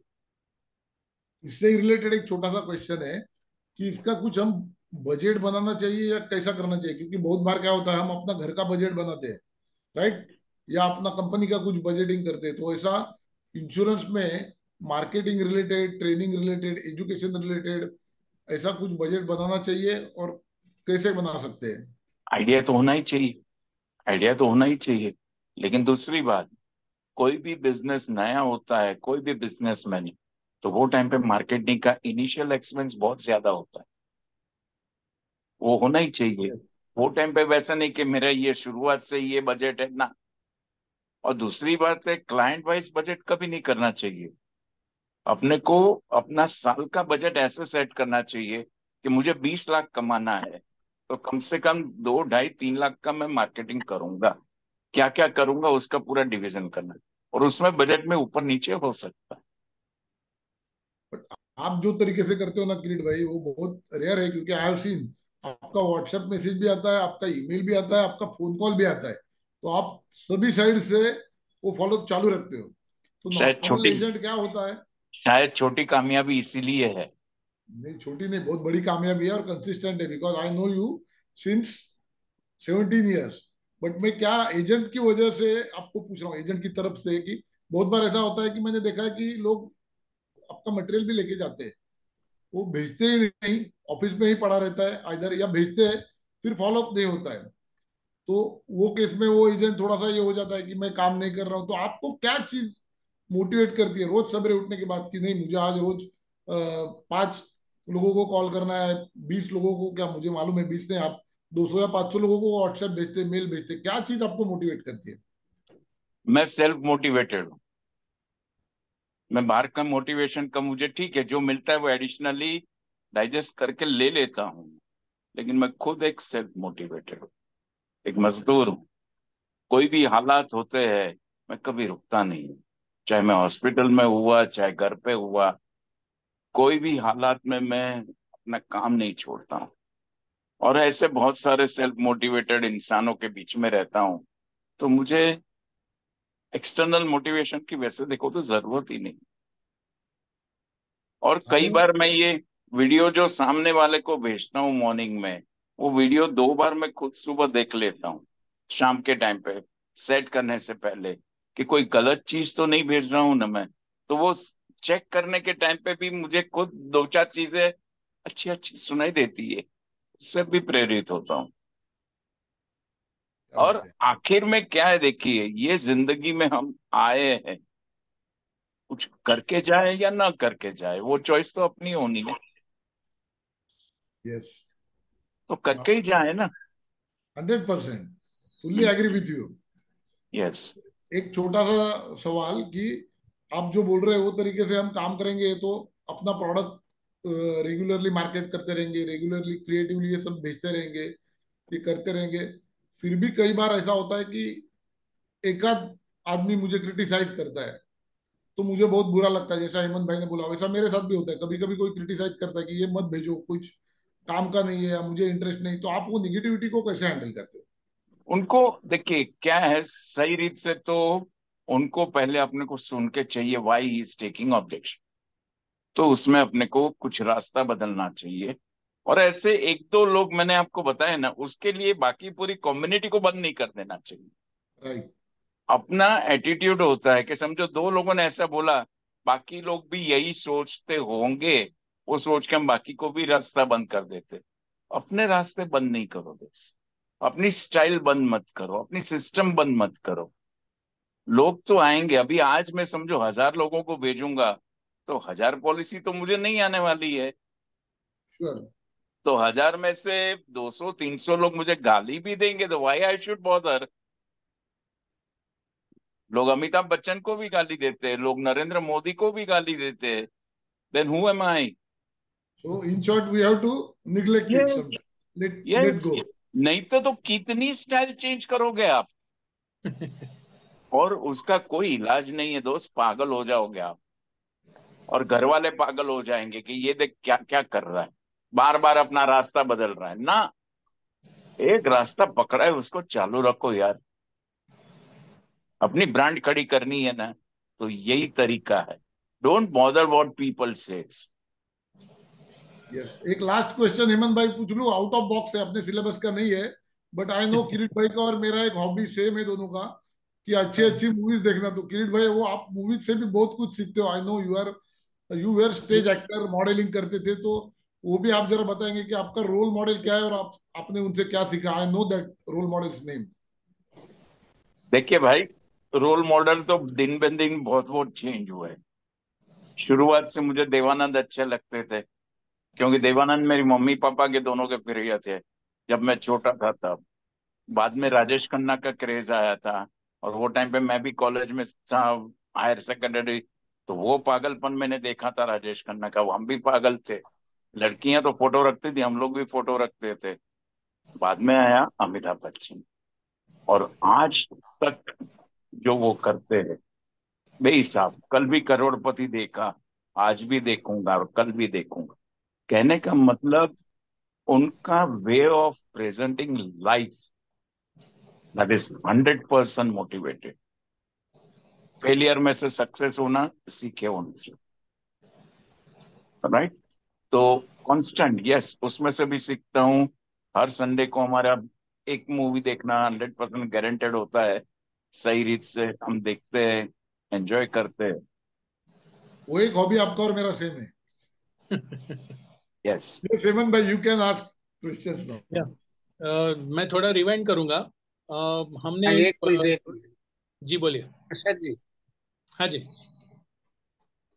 अच्छा, मेरा मन में एक दो ऐसे प्रश्न नहीं है, मतलब ये है, जैसा अपना मेन मुद्दा रहता है जब शुरुआत का हम कैरियर शुरू करते हैं। जब कैरियर शुरू करते हैं तो कुछ ना कुछ, मतलब नोइंगली अननोइंगली कुछ ना कुछ पॉलिसियां बिकता है। फिर एजेंट क्या सोचता है, मैं थोड़ा सा बड़ा काम करूं, क्योंकि वो भी मतलब ब्रांच में जाता है, लोगों को देखता है, तो कोई मतलब बड़ा काम कर रहा है, बड़ा एजेंट है वो, फिर वो क्या सोचता है, चलो उसको हाथ में दो चार ब्रोचर मिल जाता है, वो फटाफट उसका जिराक्स करता है, फिर लोगों को बांटना शुरू करता है, फिर पूछता है, या हमने तो 1000 ब्रोचर बांटा था जिराक्स करके, हमको तो कोई कॉल नहीं आया। तो कॉल नहीं आया इसका मतलब ब्रोचर ब्लैक एंड व्हाइट था, और मतलब अट्रैक्टिव नहीं था, और कॉपी पेस्ट था। और बोला चलो, और किसी से सुना स्टॉल एक्टिविटी करो। अच्छा, स्टॉल एक्टिविटी करने के लिए गया, ना उसके पास ना कुर्सी है, ना टेबल है, ना ढंग का ड्रेस है, और जाके वहां भी उसने बांटा क्या है, ब्राउचर ही बांटा। वो भी ब्राउचर बांटा कौन सा है, वही black and white, copy paste. ऐसा करते करते करते वो उसको स्टॉल एक्टिविटी, स्टॉल तो लगाए नहीं, वो बोलता है मैंने स्टॉल एक्टिविटी किया। अच्छा, तो बोलता है अभी स्टॉल एक्टिविटी से भी नहीं बना, तो फिर आके अपना मतलब जहां भी मतलब उसका रिपोर्टिंग सिस्टम है वहां बताता है, मैंने मतलब ब्राउचर बांटा, स्टॉल एक्टिविटी किया कुछ ये। ठीक है, तुम क्या है, मतलब अभी है ना, तुम ऐसे सेमिनार वेमिनार करो। तो सेमिनार भी करने के लिए गया, तो ऐसे जगह पर उसने सेमिनार किया। सेमिनार मतलब ऐसे छोटे मोटे मतलब होटल में ऐसे 10 लोगों को बुलाया, और वो 10 लोग किसको बुलाया, जो कि उसका बहुत ही मतलब जो पॉलिसी नहीं लेने वाला, उसका मन कहता है, लेकिन क्या है उसने नंबर्स पूरा करने के हिसाब से। ऐसा करते करते उसको एक दिन ऐसा आ जाता है, 3 4 दिन जो है इंश्योरेंस में धंधा नहीं होता। अच्छा, मेरा गुमगाम के प्रश्न ये है, अगर स्टॉल एक्टिविटी करना है, उसका प्रॉपर स्ट्रक्चर क्या है, और प्रॉपर उसका ड्रेस कोड क्या है, और प्रॉपर वो जो है स्टॉल का लेआउट क्या होना चाहिए, और उसको जब लोग आके मतलब ठीक है कोई बात नहीं, कोई अपने आप नहीं आता है, तो कोई आया है, उसको जो है कोई प्रोसेस होना चाहिए, वो बैठ के बात करे। मतलब वो ये बैठा हुआ है, वो सामने वो खड़ा है जिसने पूछताछ इंक्वायरी करने के लिए गया है। तो it is the not the way to promote the क्या बोलते हैं स्टॉल एक्टिविटी। जब तुमने सोचा है स्टॉल एक्टिविटी करना है, तो stall activity it should be मतलब ऐसा होना चाहिए, एक मिनी ऑफिस, मोबाइल ऑफिस जैसा होना चाहिए, जो कि प्रॉपर जो है, it is not stall, it is a mini office, आपका मोबाइल ऑफिस जैसा होना चाहिए, ये मेरा मानना है। तो उस मानने के ऊपर खर्चा तो होगा। खर्चा कौन सा होगा, अगर उस इंडिविजुअल एजेंट को माइंडसेट में लेना पड़ेगा, मुझे जो है 10,000 रुपया कमीशन मिल रहा है, प्योर कमीशन, उसमें जो 4,000 रुपये मेरे को बोनस कमीशन मिल रहा है, ये मेरा बिजनेस को प्रमोट करने के लिए मेरे को इन्वेस्ट करना चाहिए। मैं इस चीज को एक्सपेंडिचर नहीं मानूंगा। तो मेरा बात सही है या इसमें कुछ बदलाव करना चाहिए? 100% सही है सर। मैं आपको दो बातें बताऊंगा। 93 में LIRT में मैं एक मीटिंग में गया था, पापा जी का ही स्पीच था वो। कुछ जुलाई या अगस्त में मीटिंग था, पापा जी MDRT जाके आए थे, कोचर साहब। उन्होंने एक लिफलेट सबको A4 साइज का दिखाया, बोले कि आप लोगों के लिए मैं एक करिश्मा लाया हूं, लेकिन वो करिश्मा की कीमत है 100 रुपया एक कागज का। आप समझिए 93 में, 1993, आज से कितने साल हो गए, 30 साल हो गए। 100 रुपया की कीमत है उसकी। तो वो 100 रुपया हर एक को डिपॉजिट कर दो, हर एक को ये करिश्मा, में जादू का करिश्मा देता हूँ A4 साइज का। सबको वो एक कागज दिया। बहुत सुंदर कॉन्सेप्ट था, बहुत सुंदर प्रिंटिंग किया हुआ था, बहुत कॉस्टली था। एक आध हमारे में जो चतुर एजेंट था, उसने पूछा साहब ये तो बहुत कॉस्टली है। बोला तू अगर काम कम कर रहा है शायद यही वजह है। अभी मैं इसके पर मैं बात बताता हूँ। ये चीज आप उसको लेमिनेट करवाओ, और इसके पर नेक्स्ट महीने, एक महीने तक जो 100 पॉलिसी बेचेगा उसको मैं 1,000 रुपए का प्राइस देगा, जो 50 पॉलिसी बेचेगा उसको 500 प्राइस दूंगा। और वो पावरफुल कागज के ऊपर एक ही कॉन्सेप्ट पे काम करो। और हम लोग ने सबने उसके पर काम किया था। कम से कम 2000 पॉलिसी वो टाइम पे हम लोग ने बेची थी, 40 एजेंट मिलके। कॉस्टली चीज, कॉस्टली कभी नहीं होती। दूसरी बात है, मैं अभय का मिसाल दूंगा। अभय का एक स्टॉल हमने किया था कम से कम 7-8 साल पहले। तो अभय से कम 4 या 5 बार मीटिंग हुई मेरी। 8 दिन तक हमने उसके एरिया में वो कागज डिस्ट्रीब्यूट किए। एक डेली डेली डिस्ट्रीब्यूशन चालू किया, 1 2 3 4 5। मैं बड़ा एजेंट हूँ, आप मुझे जानते हैं क्या? मैं आपके इलाके में बादशाह हूँ, आप मुझे जानते हैं क्या?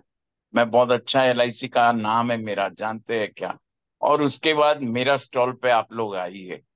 वो स्टॉल पे लोगों के यहाँ जो हमने वो इलाका, वो स्टॉल पे मैं भी बैठा था अभय के साथ। स्टॉल हमने किया। स्टॉल के अगले दिन हर एक सोसाइटी में हमने पोस्टर लगवाए कि कल एक अच्छा स्टॉल है, जो शायद आप आओगे तो आपकी जिंदगी भर का हो जाएगा।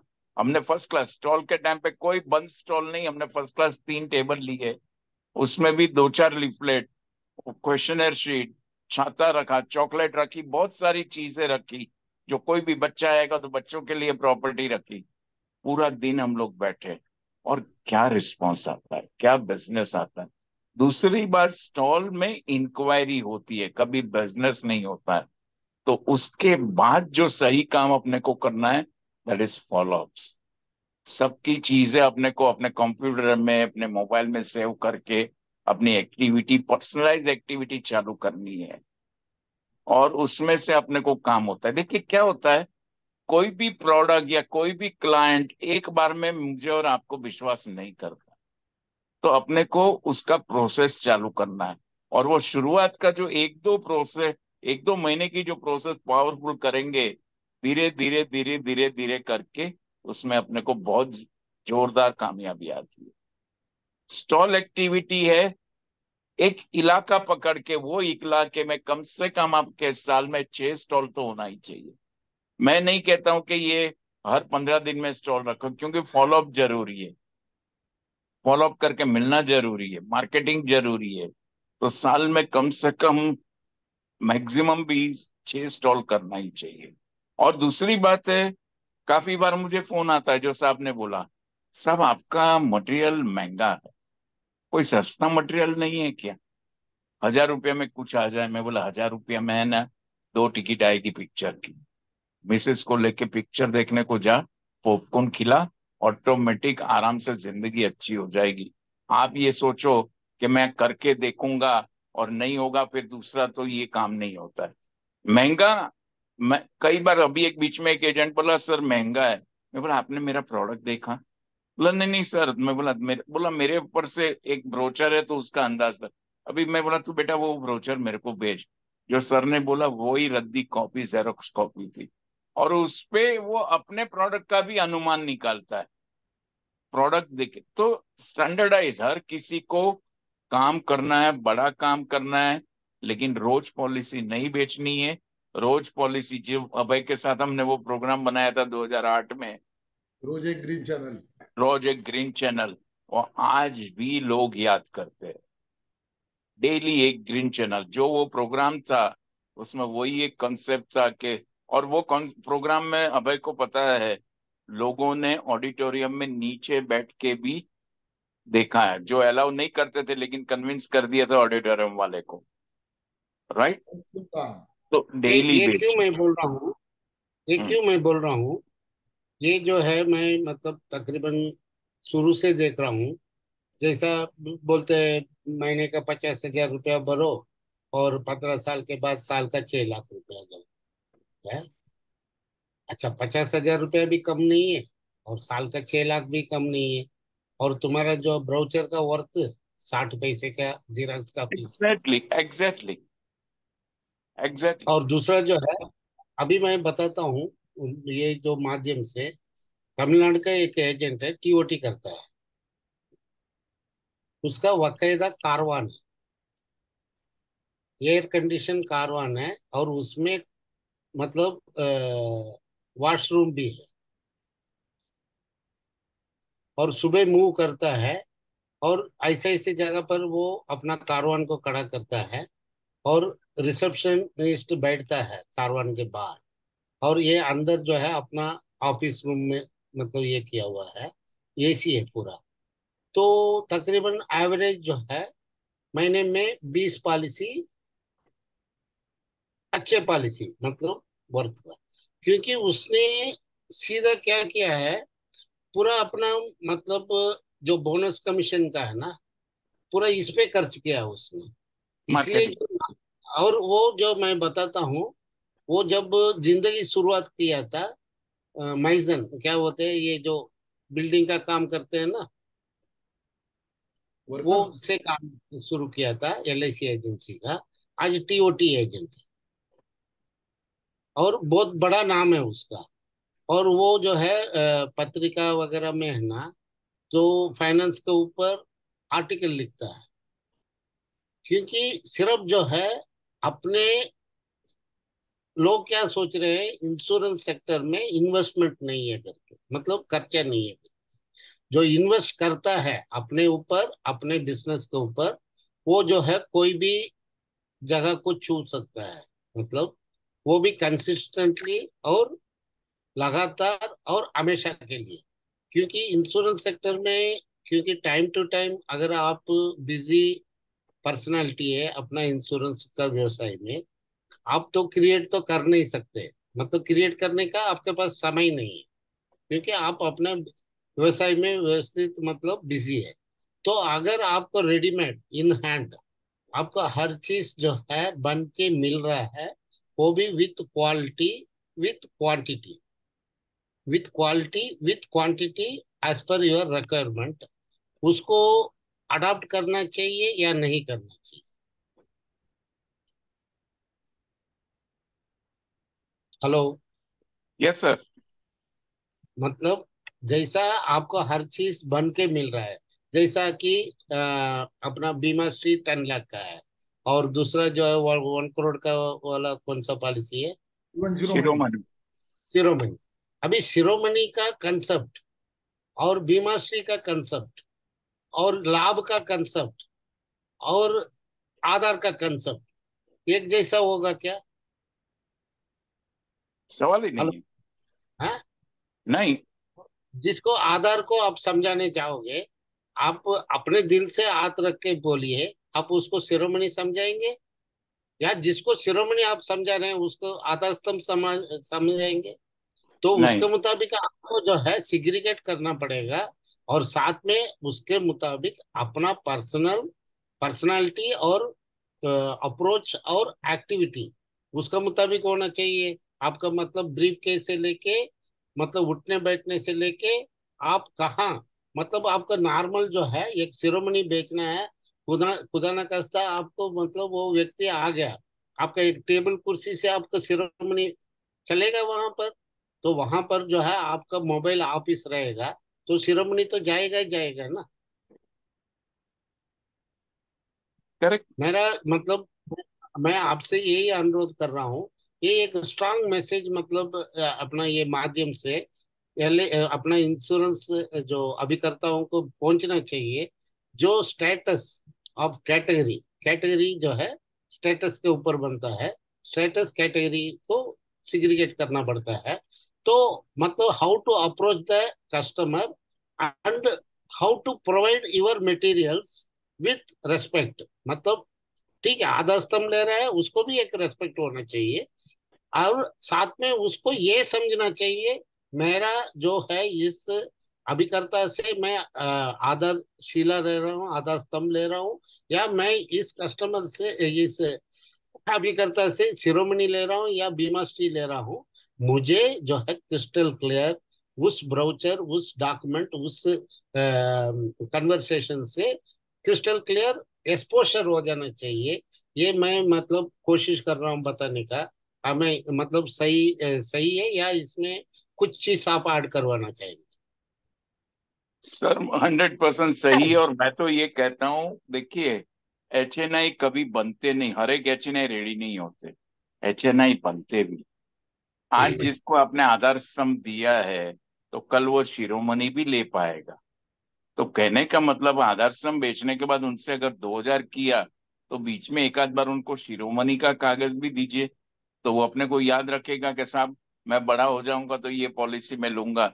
और इसमें से कई लोग बड़े बन भी जाते हैं। तो नहीं नहीं, कहने का नहीं, ये बात मैं क्यों अपना अनुभव से बोल रहा हूँ, मैं कुछ सीख के नहीं आया।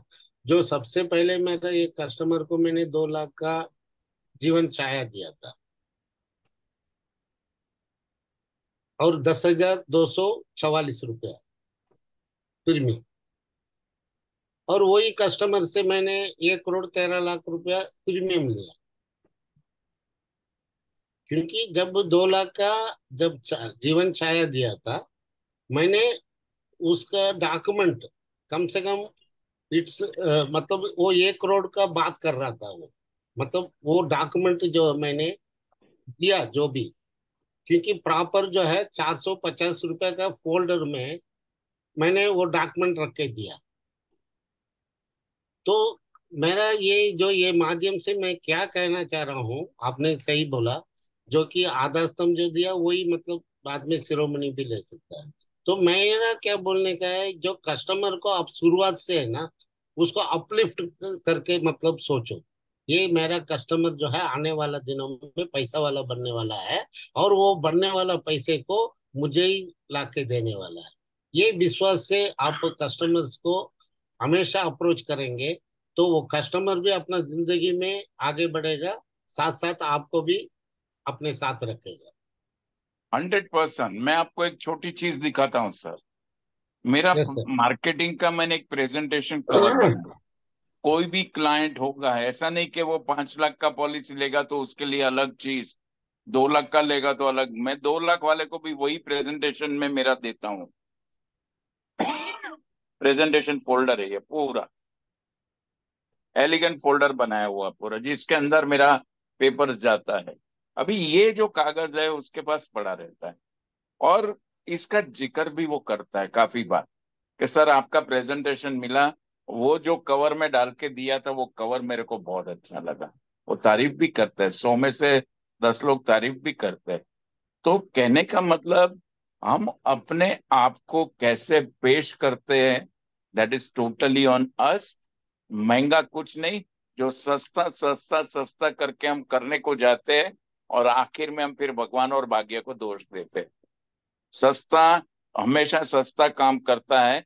कोई भी चीज है डिटेल में सही रीत से करना है, then you have to prepare beautiful concepts and do it permanently. ठीक है सर।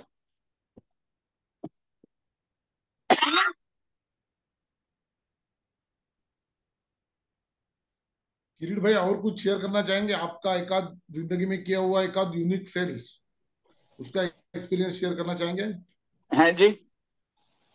एकाधा यूनिक सेल्स एक्सपीरियंस जो आप तक आपने टफ सेल जो किया है वो कैसे किया, उसकी कुछ शेयरिंग करना चाहेंगे? इसके पहले मेरी जो वेबिनार में काफी सेल्स आइडियाज तो मैंने डिस्कस किए हुए हैं, फिर भी कई बार ऐसी चीजें होती है। मैं एक सेल के बारे में बात करूं। मैं अपने ऑफिस में था, नया नया ऑफिस ओपनिंग किया था मैंने। न्यूज़पेपर से मार्केट में पूरा ब्रांच जाता था बिल्डिंगों में। तकरीबन 3.5 महीने के बाद संडे के दिन एक साहब आए। संडे को दिन मेरी ऑफिस चालू रहती है, तो संडे के दिन वो साहब आए। मॉर्निंग में करीबन 10 साढ़े 10 बजे आए। मेरा असिस्टेंट बोलता है साहब कोई फकीर टाइप आए हैं। और देखा मैंने कि वो दाढ़ी बाड़ी बड़ी हुई थी, आधी वो शॉर्ट्स पहनी थी, हाथ में एक कागज। वो टाइम पे सामने बैंक चालू रहती थी संडे को, तो वो बैंक में आए थे।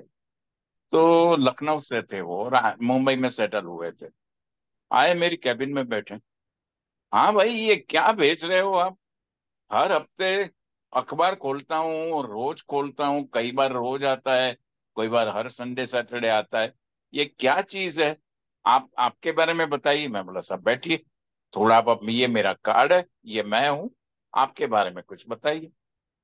तो बोला मैं बाजू के बिल्डिंग में रहता हूँ, ये मेरा एड्रेस है, और मैं ताज ग्रुप ऑफ होटल्स में परचेज मैनेजर हूँ। कई बार हम देखने के बाद हम जो कुछ अपने आप सोचते हैं ऐसा नहीं होता है। विजुअलाइज करें। करीबन उन्होंने एक सवाल मुझे पूछा कि साहब मुझे लाइफ इंश्योरेंस तो लेना था, LIC का बहुत ऐड देखता था, लेकिन मैं सोचा किससे लूं, कोई एजेंट मेरे को दिखता नहीं था। अभी सोचने लायक बात, वही कॉलोनी में कम से कम मैंने बोला था कि LIC एजेंट की कॉलोनी थी, 90 एजेंट ऑलरेडी थी, फिर भी किसी ने वो आदमी को अप्रोच नहीं किया था। आया मेरे पास, सब कुछ किया, करीबन 1.5 पौने 2 घंटा बैठा, प्रेजेंटेशन दिया, सब कुछ, बोला कि मैं शाम को वाइफ को लेके आता था। तो मिसेज मुझे पूछ रही आएगा, क्योंकि मैंने प्रपोज उसके लेवल का किया था, और वो टाइम पे आज से 20 साल पहले करीबन 7.25 लाख का मैंने ईयरली प्रीमियम दिया था। करीबन 7 बजे शाम को आए, 7.25 लाख रुपया का चेक दिया उन्होंने, और उन्होंने बोला साहब आप मुझे पहले क्यों नहीं मिले थे, मैं तो ये देखता था, लेकिन आपका ये 2-3 महीने से चालू था करिश्मा, तो मुझे लगा कि ये कोई काबिल आदमी लगता है, जाके देखने दे। तो ऐसे करते करते काफी सेल्स मेरे हुए, और काफी, अभी मैं काफी टाइम से घर पे हूँ, अभी घर पे भी मेरा 2-3 सेल मैंने अच्छा अच्छा डेवलप किया। वही क्लाइंट आए हैं, क्लाइंट आके लेके जाते, घर पे मैंने बुलाया था उनको और घर पे लेके जाते, वही ब्रांड, अपना इलाका, वही स्टॉल्स, बहुत सारे स्टॉल्स की। कहने का मतलब ये एक्टिविटी जिंदगी भर चालू रखनी चाहिए। एक नया फिल्म प्रोड्यूसर भी करता है, और करण जौहर, कई बार लोग एजेंट लोग बोलते हैं ना, अरे अभी तो मैं बहुत बड़ा एजेंट हो गया, अभी मुझे जरूरत नहीं है। करण जौहर को भी अपनी फिल्म 100 करोड़ या 200 करोड़ की करनी है ना, तो उसको भी मार्केटिंग करनी पड़ती है। अगर मार्केटिंग नहीं करेगा तो वो उसकी भी फिल्म फ्लॉप हो जाती है। तो ये भी जो एक, काफी हमने, एक बार MDRT होके फिर दूसरी बार MDRT लोग नहीं होते, यही वजह से हमने को बहुत बड़ा करके, अरे अभी आता क्रिकेट में मैं बड़ा आदमी हो गया, अभी मेरे को ये सब एक्टिविटी नहीं करनी ना, एक्टिविटी लाइफ टाइम चालू रहनी चाहिए। ठीक है भाई। Yes, thank you. Yes Hemant भाई, कुछ पूछना चाहेंगे? नहीं, वैसे तो कुछ नहीं था। एक मेरा थोड़ा कैसेट रिवाइंड करता हूँ। सर, ये जो हम डिजिटल मार्केटिंग के बारे में बात कर रहे थे थोड़ी देर पहले, उसमें हमने ऐसा बहुत बार ऑब्जर्व किया है कि हमारे जो एजेंट दोस्त हैं, ये एक ही दिन में कम से कम 12-15 पोस्ट कर देते हैं व्हाट्सएप के स्टेटस पे। तो ये जो चीज कर रहे हैं, वो हम सब मानते हैं कि वो गलत है, लेकिन उनको गलत क्यों है ये नहीं पता। तो उसके ऊपर आप थोड़ा गाइड कीजिए।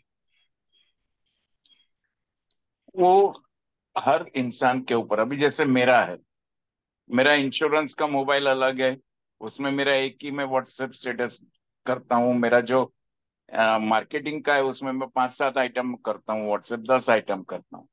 कहने का मतलब है रिजल्ट ओरिएंटेशन होना चाहिए, किसको क्या करना, किसको कहाँ से इंक्वायरी आती, कौन से प्रोडक्ट को लोग पकड़ते हैं, यू डोंट नो। अनजान क्या होता है ये, टेलीविजन में जो मास मार्केटिंग भी जो हो रही है, कौन सा आदमी क्या लेने को जाता है, कौन सी पेप्सी पीता है, कौन सी बिस्किट खाता है, क्लाइंट को पता नहीं है, माने वो बनाने वाले को पता नहीं है। वो खेल खेलना है, मार्केटिंग एक खेल है दोस्त, उसका कोई फिक्स स्ट्रेटेजी नहीं है। कई बार 10-10 बार मैं डालता हूं तो 10 में से भी एक पिकअप करके क्लाइंट का फोन आता है। So it is totally on your, कितनी चीज आपके कंट्रोल में है। खाली व्हाट्सएप स्टेटस क्यों, व्हाट्सएप में फिर कैसे, व्हाट्सएप में मैंने क्लियर बनाया है फंडा, एक इंक्वायरी दोपहर के बाद, और रिलेशनशिप का चीज जो जाता है पर्सनलाइज वो, और एक मेरी वीडियो जो है मॉर्निंग में, अर्ली मॉर्निंग में जाती है। मोटिवेशन में पूरा दिन में कुछ नहीं भेजता हूँ किसी को, उसका मैंने टाइम सेटिंग किया हुआ है। क्योंकि देखिए एक बात है, गाड़ी चलाते टाइम पे हम नॉर्मली अभी पता करते हैं कि कौन से गली में ट्रैफिक कम है, तो वहां से हम गाड़ी लेते हैं, है क्या, होता है कि नहीं। सही है। लेकिन ये मोबाइल में आप देखो कि व्हाट्सएप पे इतना ज्यादा ट्रैफिक है, एक दो मैसेज अगर आप करके रुक जाओगे तो आप कहीं गुम हो जाओगे पता नहीं। और अपना टाइमिंग ऐसे होना चाहिए। मैंने एक अभी मेरे दोस्त को फोन किया, मैं बोला दोस्त तू वीडियो देख रहा है, बोला तू सुबह 5:30-6 बजे भेजता है इसलिए देख देख पाता हूँ, बाकी पूरा दिन में मैं भेजता था तो नहीं करता था। तो अपने को टाइमिंग सेट करनी है और रेगुलर एक्टिविटी करेंगे तो रिजल्ट इज बाउंड टू कम।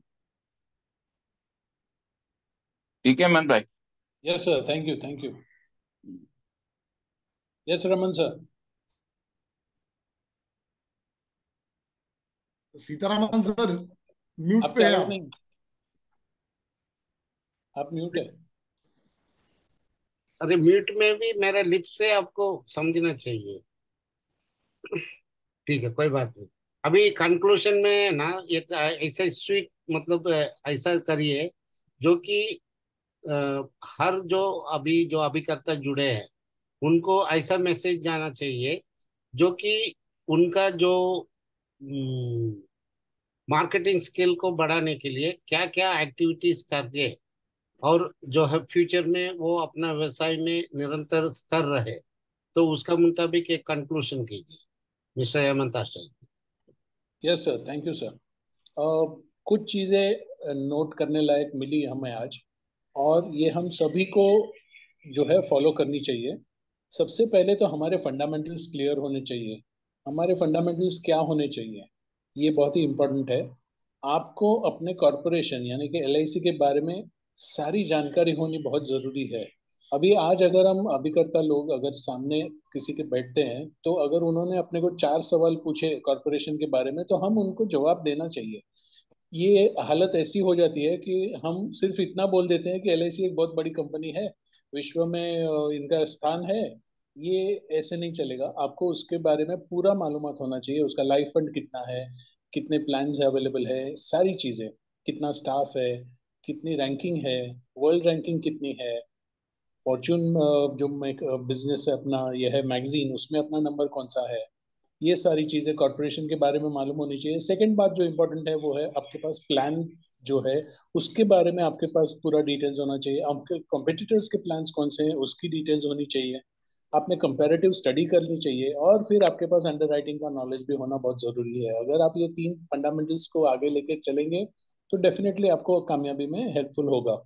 और दोस्तों, इनका कुछ फॉर्मूलाज भी था कि आपको पहले you want to earn first और you want to learn first. अगर आप लर्न फर्स्ट करेंगे तो अर्न भी ज्यादा करेंगे। अगर आप बोलेंगे कि मैं खर्चा बाद में करूंगा, पहले नहीं करूंगा, तो फिर कामयाब कैसे होगे?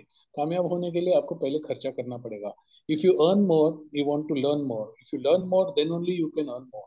तो दोस्तों, ये कुछ चीजें उनके बारे में वो थी।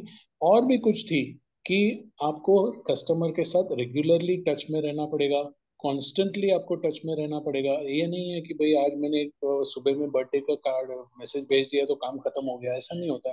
सुबह में आपको उनको मैसेज भेजना है, दोपहर को बुके भेजना है, शाम को उसको मिलना है या तो कॉल करना है। तो पर्सनलाइजेशन जो रिलेशनशिप बिल्डिंग है, उसके बारे में आपको काम करना पड़ेगा। उसके लिए आपको एक रैपो क्रिएट करना पड़ेगा। और अगर आप रैपो सही ढंग से करते हैं तो वो क्लाइंट हमेशा के लिए आपका हो सकता है। इन्होंने और एक बात अपने को शेयर की, वो थी डेथ क्लेम का सेटलमेंट उन्होंने करके दिया। वो इंसान 6 साल से उनको, मैं अगर शुद्ध मराठी गुजरात हिंदी लैंग्वेज में बात करूंगा, मुंबईया लैंग्वेज में, तो लटका रहा था। और वो लटकाया हुआ आदमी था, फिर भी इनका फॉलोअप चालू था। इन्होंने उनके सारे के सारे पोर्टफोलियो को सेटल करने के लिए मेहनत करते थे।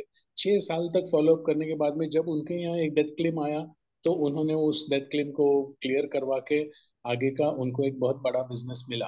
ये कैसे हुआ? क्योंकि उन्होंने उनके साथ एक ट्रस्ट इस्टेब्लिश किया था। एक ट्रस्ट ऐसा चीज है जिसके हिसाब से आपको बिजनेस आगे का मिल सकता है।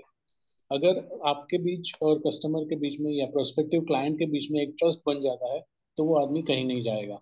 फिर एक बात और भी उन्होंने शेयर की जो थी मास मेलर्स। आपको अगर एक्टिविटी करना है तो मास लेवल पे भी करना चाहिए। अपने उनके हिसाब से अपने एरिया में जहाँ पे उनका ऑफिस है, जहाँ पे वो रहते हैं, उससे आधा किलोमीटर एरिया में उनका पूरा जान पहचान है। और उसके लिए उन्होंने क्या क्या एक्टिविटी किया, ये भी हमारे साथ शेयर किया। ये सारी चीजें आपको, जब आप हमारा यूट्यूब चैनल देखेंगे फॉर्च्यून अपना सॉरी फाइनेंशियल फ्यूचर्स, तो आपको ये पूरा मिल जाएगा। आजकल वो फॉर्च्यून मेकर्स मेरे सिर पे डांस कर रहा है, तो वो बार बार निकल जाता है। एनीवे, तो ये आप हमारा जो फाइनेंशियल फ्यूचर्स नाम से यूट्यूब चैनल है वो आप जरूर देखिए, उसमें सारे के सारे आपको जवाब मिल जाएंगे। और कुछ चीजें इंपॉर्टेंट थी, गिफ्टिंग के बारे में थी कि आपको ऐसी कुछ गिफ्ट देनी चाहिए जिससे उसका रिकॉल वैल्यू बढ़ जाए। जो इंसान लगाता है उस फोटो फ्रेम को, उसके घर में दो चार लोग जो भी आते हैं उनके घर में गेस्ट, वो उसकी इंक्वायरी करेंगे कि भाई ये कैसे है क्या है। उसमें जरूर अपना नाम नहीं होना चाहिए, क्योंकि वो इंक्विजिटिवनेस क्रिएट होती है, क्यूरियोसिटी क्रिएट होती है, और वो क्यूरियोसिटी के हिसाब से वो आपका काम बन जाता है, आपको रेफरेंस मिलने शुरू हो जाते हैं। आपके पास विजिटिंग कार्ड्स आपका एजेंसी के चौथे दिन होने चाहिए। यहाँ हम 4 साल तक भी हमारे पास विजिटिंग कार्ड ढंग का नहीं होता है, हम वेट करते हैं कि कब क्लब मेंबर बनेंगे और कब हमको एलआईसी फ्री में देगी। ये है हमारा फंडा, हमेशा से आता हुआ है, आता रहा है। अभी उसको चेंज करना है, जल्द से जल्द आप अपना एक अच्छा डिजाइन किया हुआ विजिटिंग कार्ड बनवा लीजिए, और साथ में लेटर हेड्स भी बनवाइए। जैसे कि उन्होंने बताया कि वो साल में 6 बार स्टॉल लगाते हैं, और एक एरिया में। तो अगर आपका स्टॉल एक्टिविटी है तो देखिए, आपकी साल में 6 बार उस एरिया में आपके स्टॉल मिनिमम लगने चाहिए, उससे ज्यादा हो सकेगा तो ठीक है। आपको जो इवेंट्स होते हैं आसपास के एरिया में उसका स्पॉन्सरशिप भी लेना चाहिए, उसमें अपना प्रेजेंस दिखाने के लिए पोस्टर्स भी लगाने चाहिए। और ये सारी चीजें करेंगे तो आपको डेफिनेटली काम बन सकता है। डिजिटल कम्युनिकेशन के बारे में भी था कि आपको फिजिकल एक्टिविटी और डिजिटल एक्टिविटी दोनों को बैलेंस करना पड़ेगा। आप सुबह में व्हाट्सएप भेजेंगे, दोपहर को कार्ड भेजेंगे, इवनिंग को कॉल करेंगे, ये सारी चीजें आपको करनी है। कम से कम 60 एनवेलप एक दिन में, एक साल में वो भेजते हैं। अगर 60 एनवेलप भेजते हैं तो उसके साथ में आपको 60 टाइप के मसाले भी भेजने पड़ेंगे। तो उस मसाला क्या होता है, जो ब्रोशर्स है, जो अपने प्रेजेंटेशन सेट्स है, ये सारी चीजें आपको उस एनवलप में भेजनी चाहिए। हमारा जो फिजिकल एक्टिविटी है वो हमने बहुत सालों से बंद कर दी है, उसको हमें फिर से रीइग्नाइट करके फिर से शुरू करना चाहिए। और इसी के साथ मैं सीतारमन सर को रिक्वेस्ट करूंगा।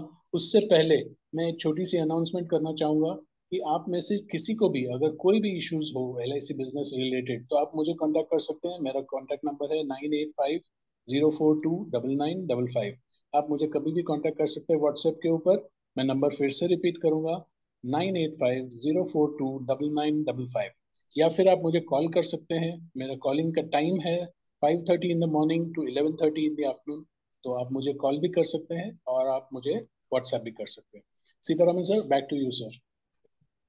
सबसे पहले तो मैं धन्यवाद कहना चाहूंगा, जो कि आज का एक आई ओपन सेशन जो है ऐसा हुआ है। एक बेसिक है ये, लेकिन इसका प्रियोरिटी मतलब छोटे अभिकर्ता से बड़े अभिकर्ता तक इसका प्रियोरिटी जो है सबसे आखिरी में देते हैं। तो ये सबसे मतलब इम्पोर्टेंट प्रियोरिटी है, मार्केटिंग स्किल को डेवलप करना और उसका जो टूल्स को यूटिलाइज करना, वो और कैसा यूटिलाइज करना, उसका जो है क्वांटम क्या है, स्केलिंग क्या है, ये सब विस्तार से जो है किरीट सर और जो है मिस्टर अभय सर दोनों ने बताया है। और इसको इम्प्लीमेंट कीजिए, सभी लोग इम्प्लीमेंट करेंगे। जो हमारा जो मिशन है, जो कम से कम जो है हर ब्रांच में 51 एमडीआरटी होना चाहिए, हर डिवीजन में 508 एमडीआरटी होने चाहिए, पूरा भारतवर्ष में 50,000 एजेंट एमडीआरटी बनना चाहिए, और मार्केट शेयर जो है मेरा मदर एलआईसी का 91.6% होना चाहिए। ये सब होगा, होगा सिर्फ इम्प्लीमेंटेशन से। बिना इम्प्लीमेंट से जो है हम कितना भी ट्रेनिंग दे दें, अपना समय को जो है हम लोग कैसा भी करके प्रोवाइड करके आपके सामने लाए, लेकिन काम आपको करना है। आपको जो तरतीब मिल रहा है, बिना सोचे समझे, आपको कोई मतलब मेहनत नहीं करना है, सिर्फ आपको मिल रहा है, उसमें कुछ भी नहीं तो कम से कम 10% इम्प्लीमेंट कीजिए। कहीं ना कहीं अपने व्यवसाय पे क्वालिटी को लाइए, एथिक्स को लाइए, आपका बिजनेस अपने आप बढ़ेगा। आपको जो रेफरल्स मिलेगा, जो सर बार बार रेफरल के बारे में बोल रहे थे, रिलेशनशिप बढ़ेगा, और जो है आपको रीसेल भी होते रहेगा। ये 3 R का मतलब यही है, रेफरल, रीसेल, रीसेल लीड्स, दोबारा जो है आपको रिलेशनशिप। ये जो है 3 R का एक दूसरे से कनेक्टिविटी है। और ये सब कुछ करने के लिए आपको मार्केट में बने रहना है। और मार्केट में बने रहना है, कम से कम अपना 1 किलोमीटर का इर्द गिर्द आप पहले अपने एरिया का राजा बनो। अपने आप जो है दूसरा गांव में आपको राजा बनाने के लिए बुलावा आए। पहले अपने गांव में राजा बनिए, फिर दूसरा गांव वाले आपको बुलाएंगे, आइए आपको हमारा देश का भी राजा बनो। तो कम से कम घर से शुरू करते हैं, काम बढ़िया करते हैं। और इस मौके में मैं सबको मतलब बेस्ट विशेष कहते हुए, जो आने वाला जो फॉर्चून मेकर्स का सेशन है उसमें जो भी आना चाहते हैं आप संपर्क कीजिए मिस्टर आशा जी से। और LART का जो 35th कन्वेंशन जो है 1 सितंबर से 4 तारीख को होने वाला है, इसके लिए अभय कुलकर्णी सर को आप लोग संपर्क कीजिए। ये सबका जो है आपको कांटेक्ट नंबर दिया हुआ है। और सबसे आखिर में मैं कहना चाहूंगा, हम टीम मिशन MDRT 508, हम सभी हम मेंबर ही है। इतना है, हम थोड़ा 2 लोग ऐसा है थोड़ा ज्यादा डेडिकेटेड होके आप लोगों के साथ जो है आप लोगों का जो भी चीज है उसको सुलझाने के लिए मतलब सॉल्व करने के लिए कोशिश कर रहे हैं। जैसा हेमंत जी ने तो अपना टाइमिंग नहीं बोला, लेकिन मैं अपना टाइमिंग जरूर बताता हूँ। दोपहर को 2 से 5 बजे के छोड़ के कभी भी मुझे जो है कांटेक्ट कर सकते हैं, क्योंकि वो 2 से 5 बजे मेरा टाइम है, मेरा सोने का टाइम है। तो अगर आप डिस्टर्ब करना चाहते हैं तो वेलकम। अब जितना वेलकम मैं इसलिए कर रहा हूँ, मेरे को डिस्टर्ब करके आपको कामयाबी मिल रहा है तो उसमें भी मेरा खुशी है। बाकी अपना अपना संभालो और बढ़िया काम करो। और 50,000 एजेंट MDRT बनने का रास्ते पे आप भी जुड़ जाइए। और वंस अगेन मिस्टर किरीट सर और मिस्टर अभय सर दोनों को जो है टीम मिशन MDRT 508 के तरफ से धन्यवाद कहते हुए आज का सेशन यही समाप्त करने का आज्ञा चाहते हैं। Thank you very much. Good night. Sir, good night. Thank you, good night. Thank you thank you Sitaraman sir, Hemant भाई।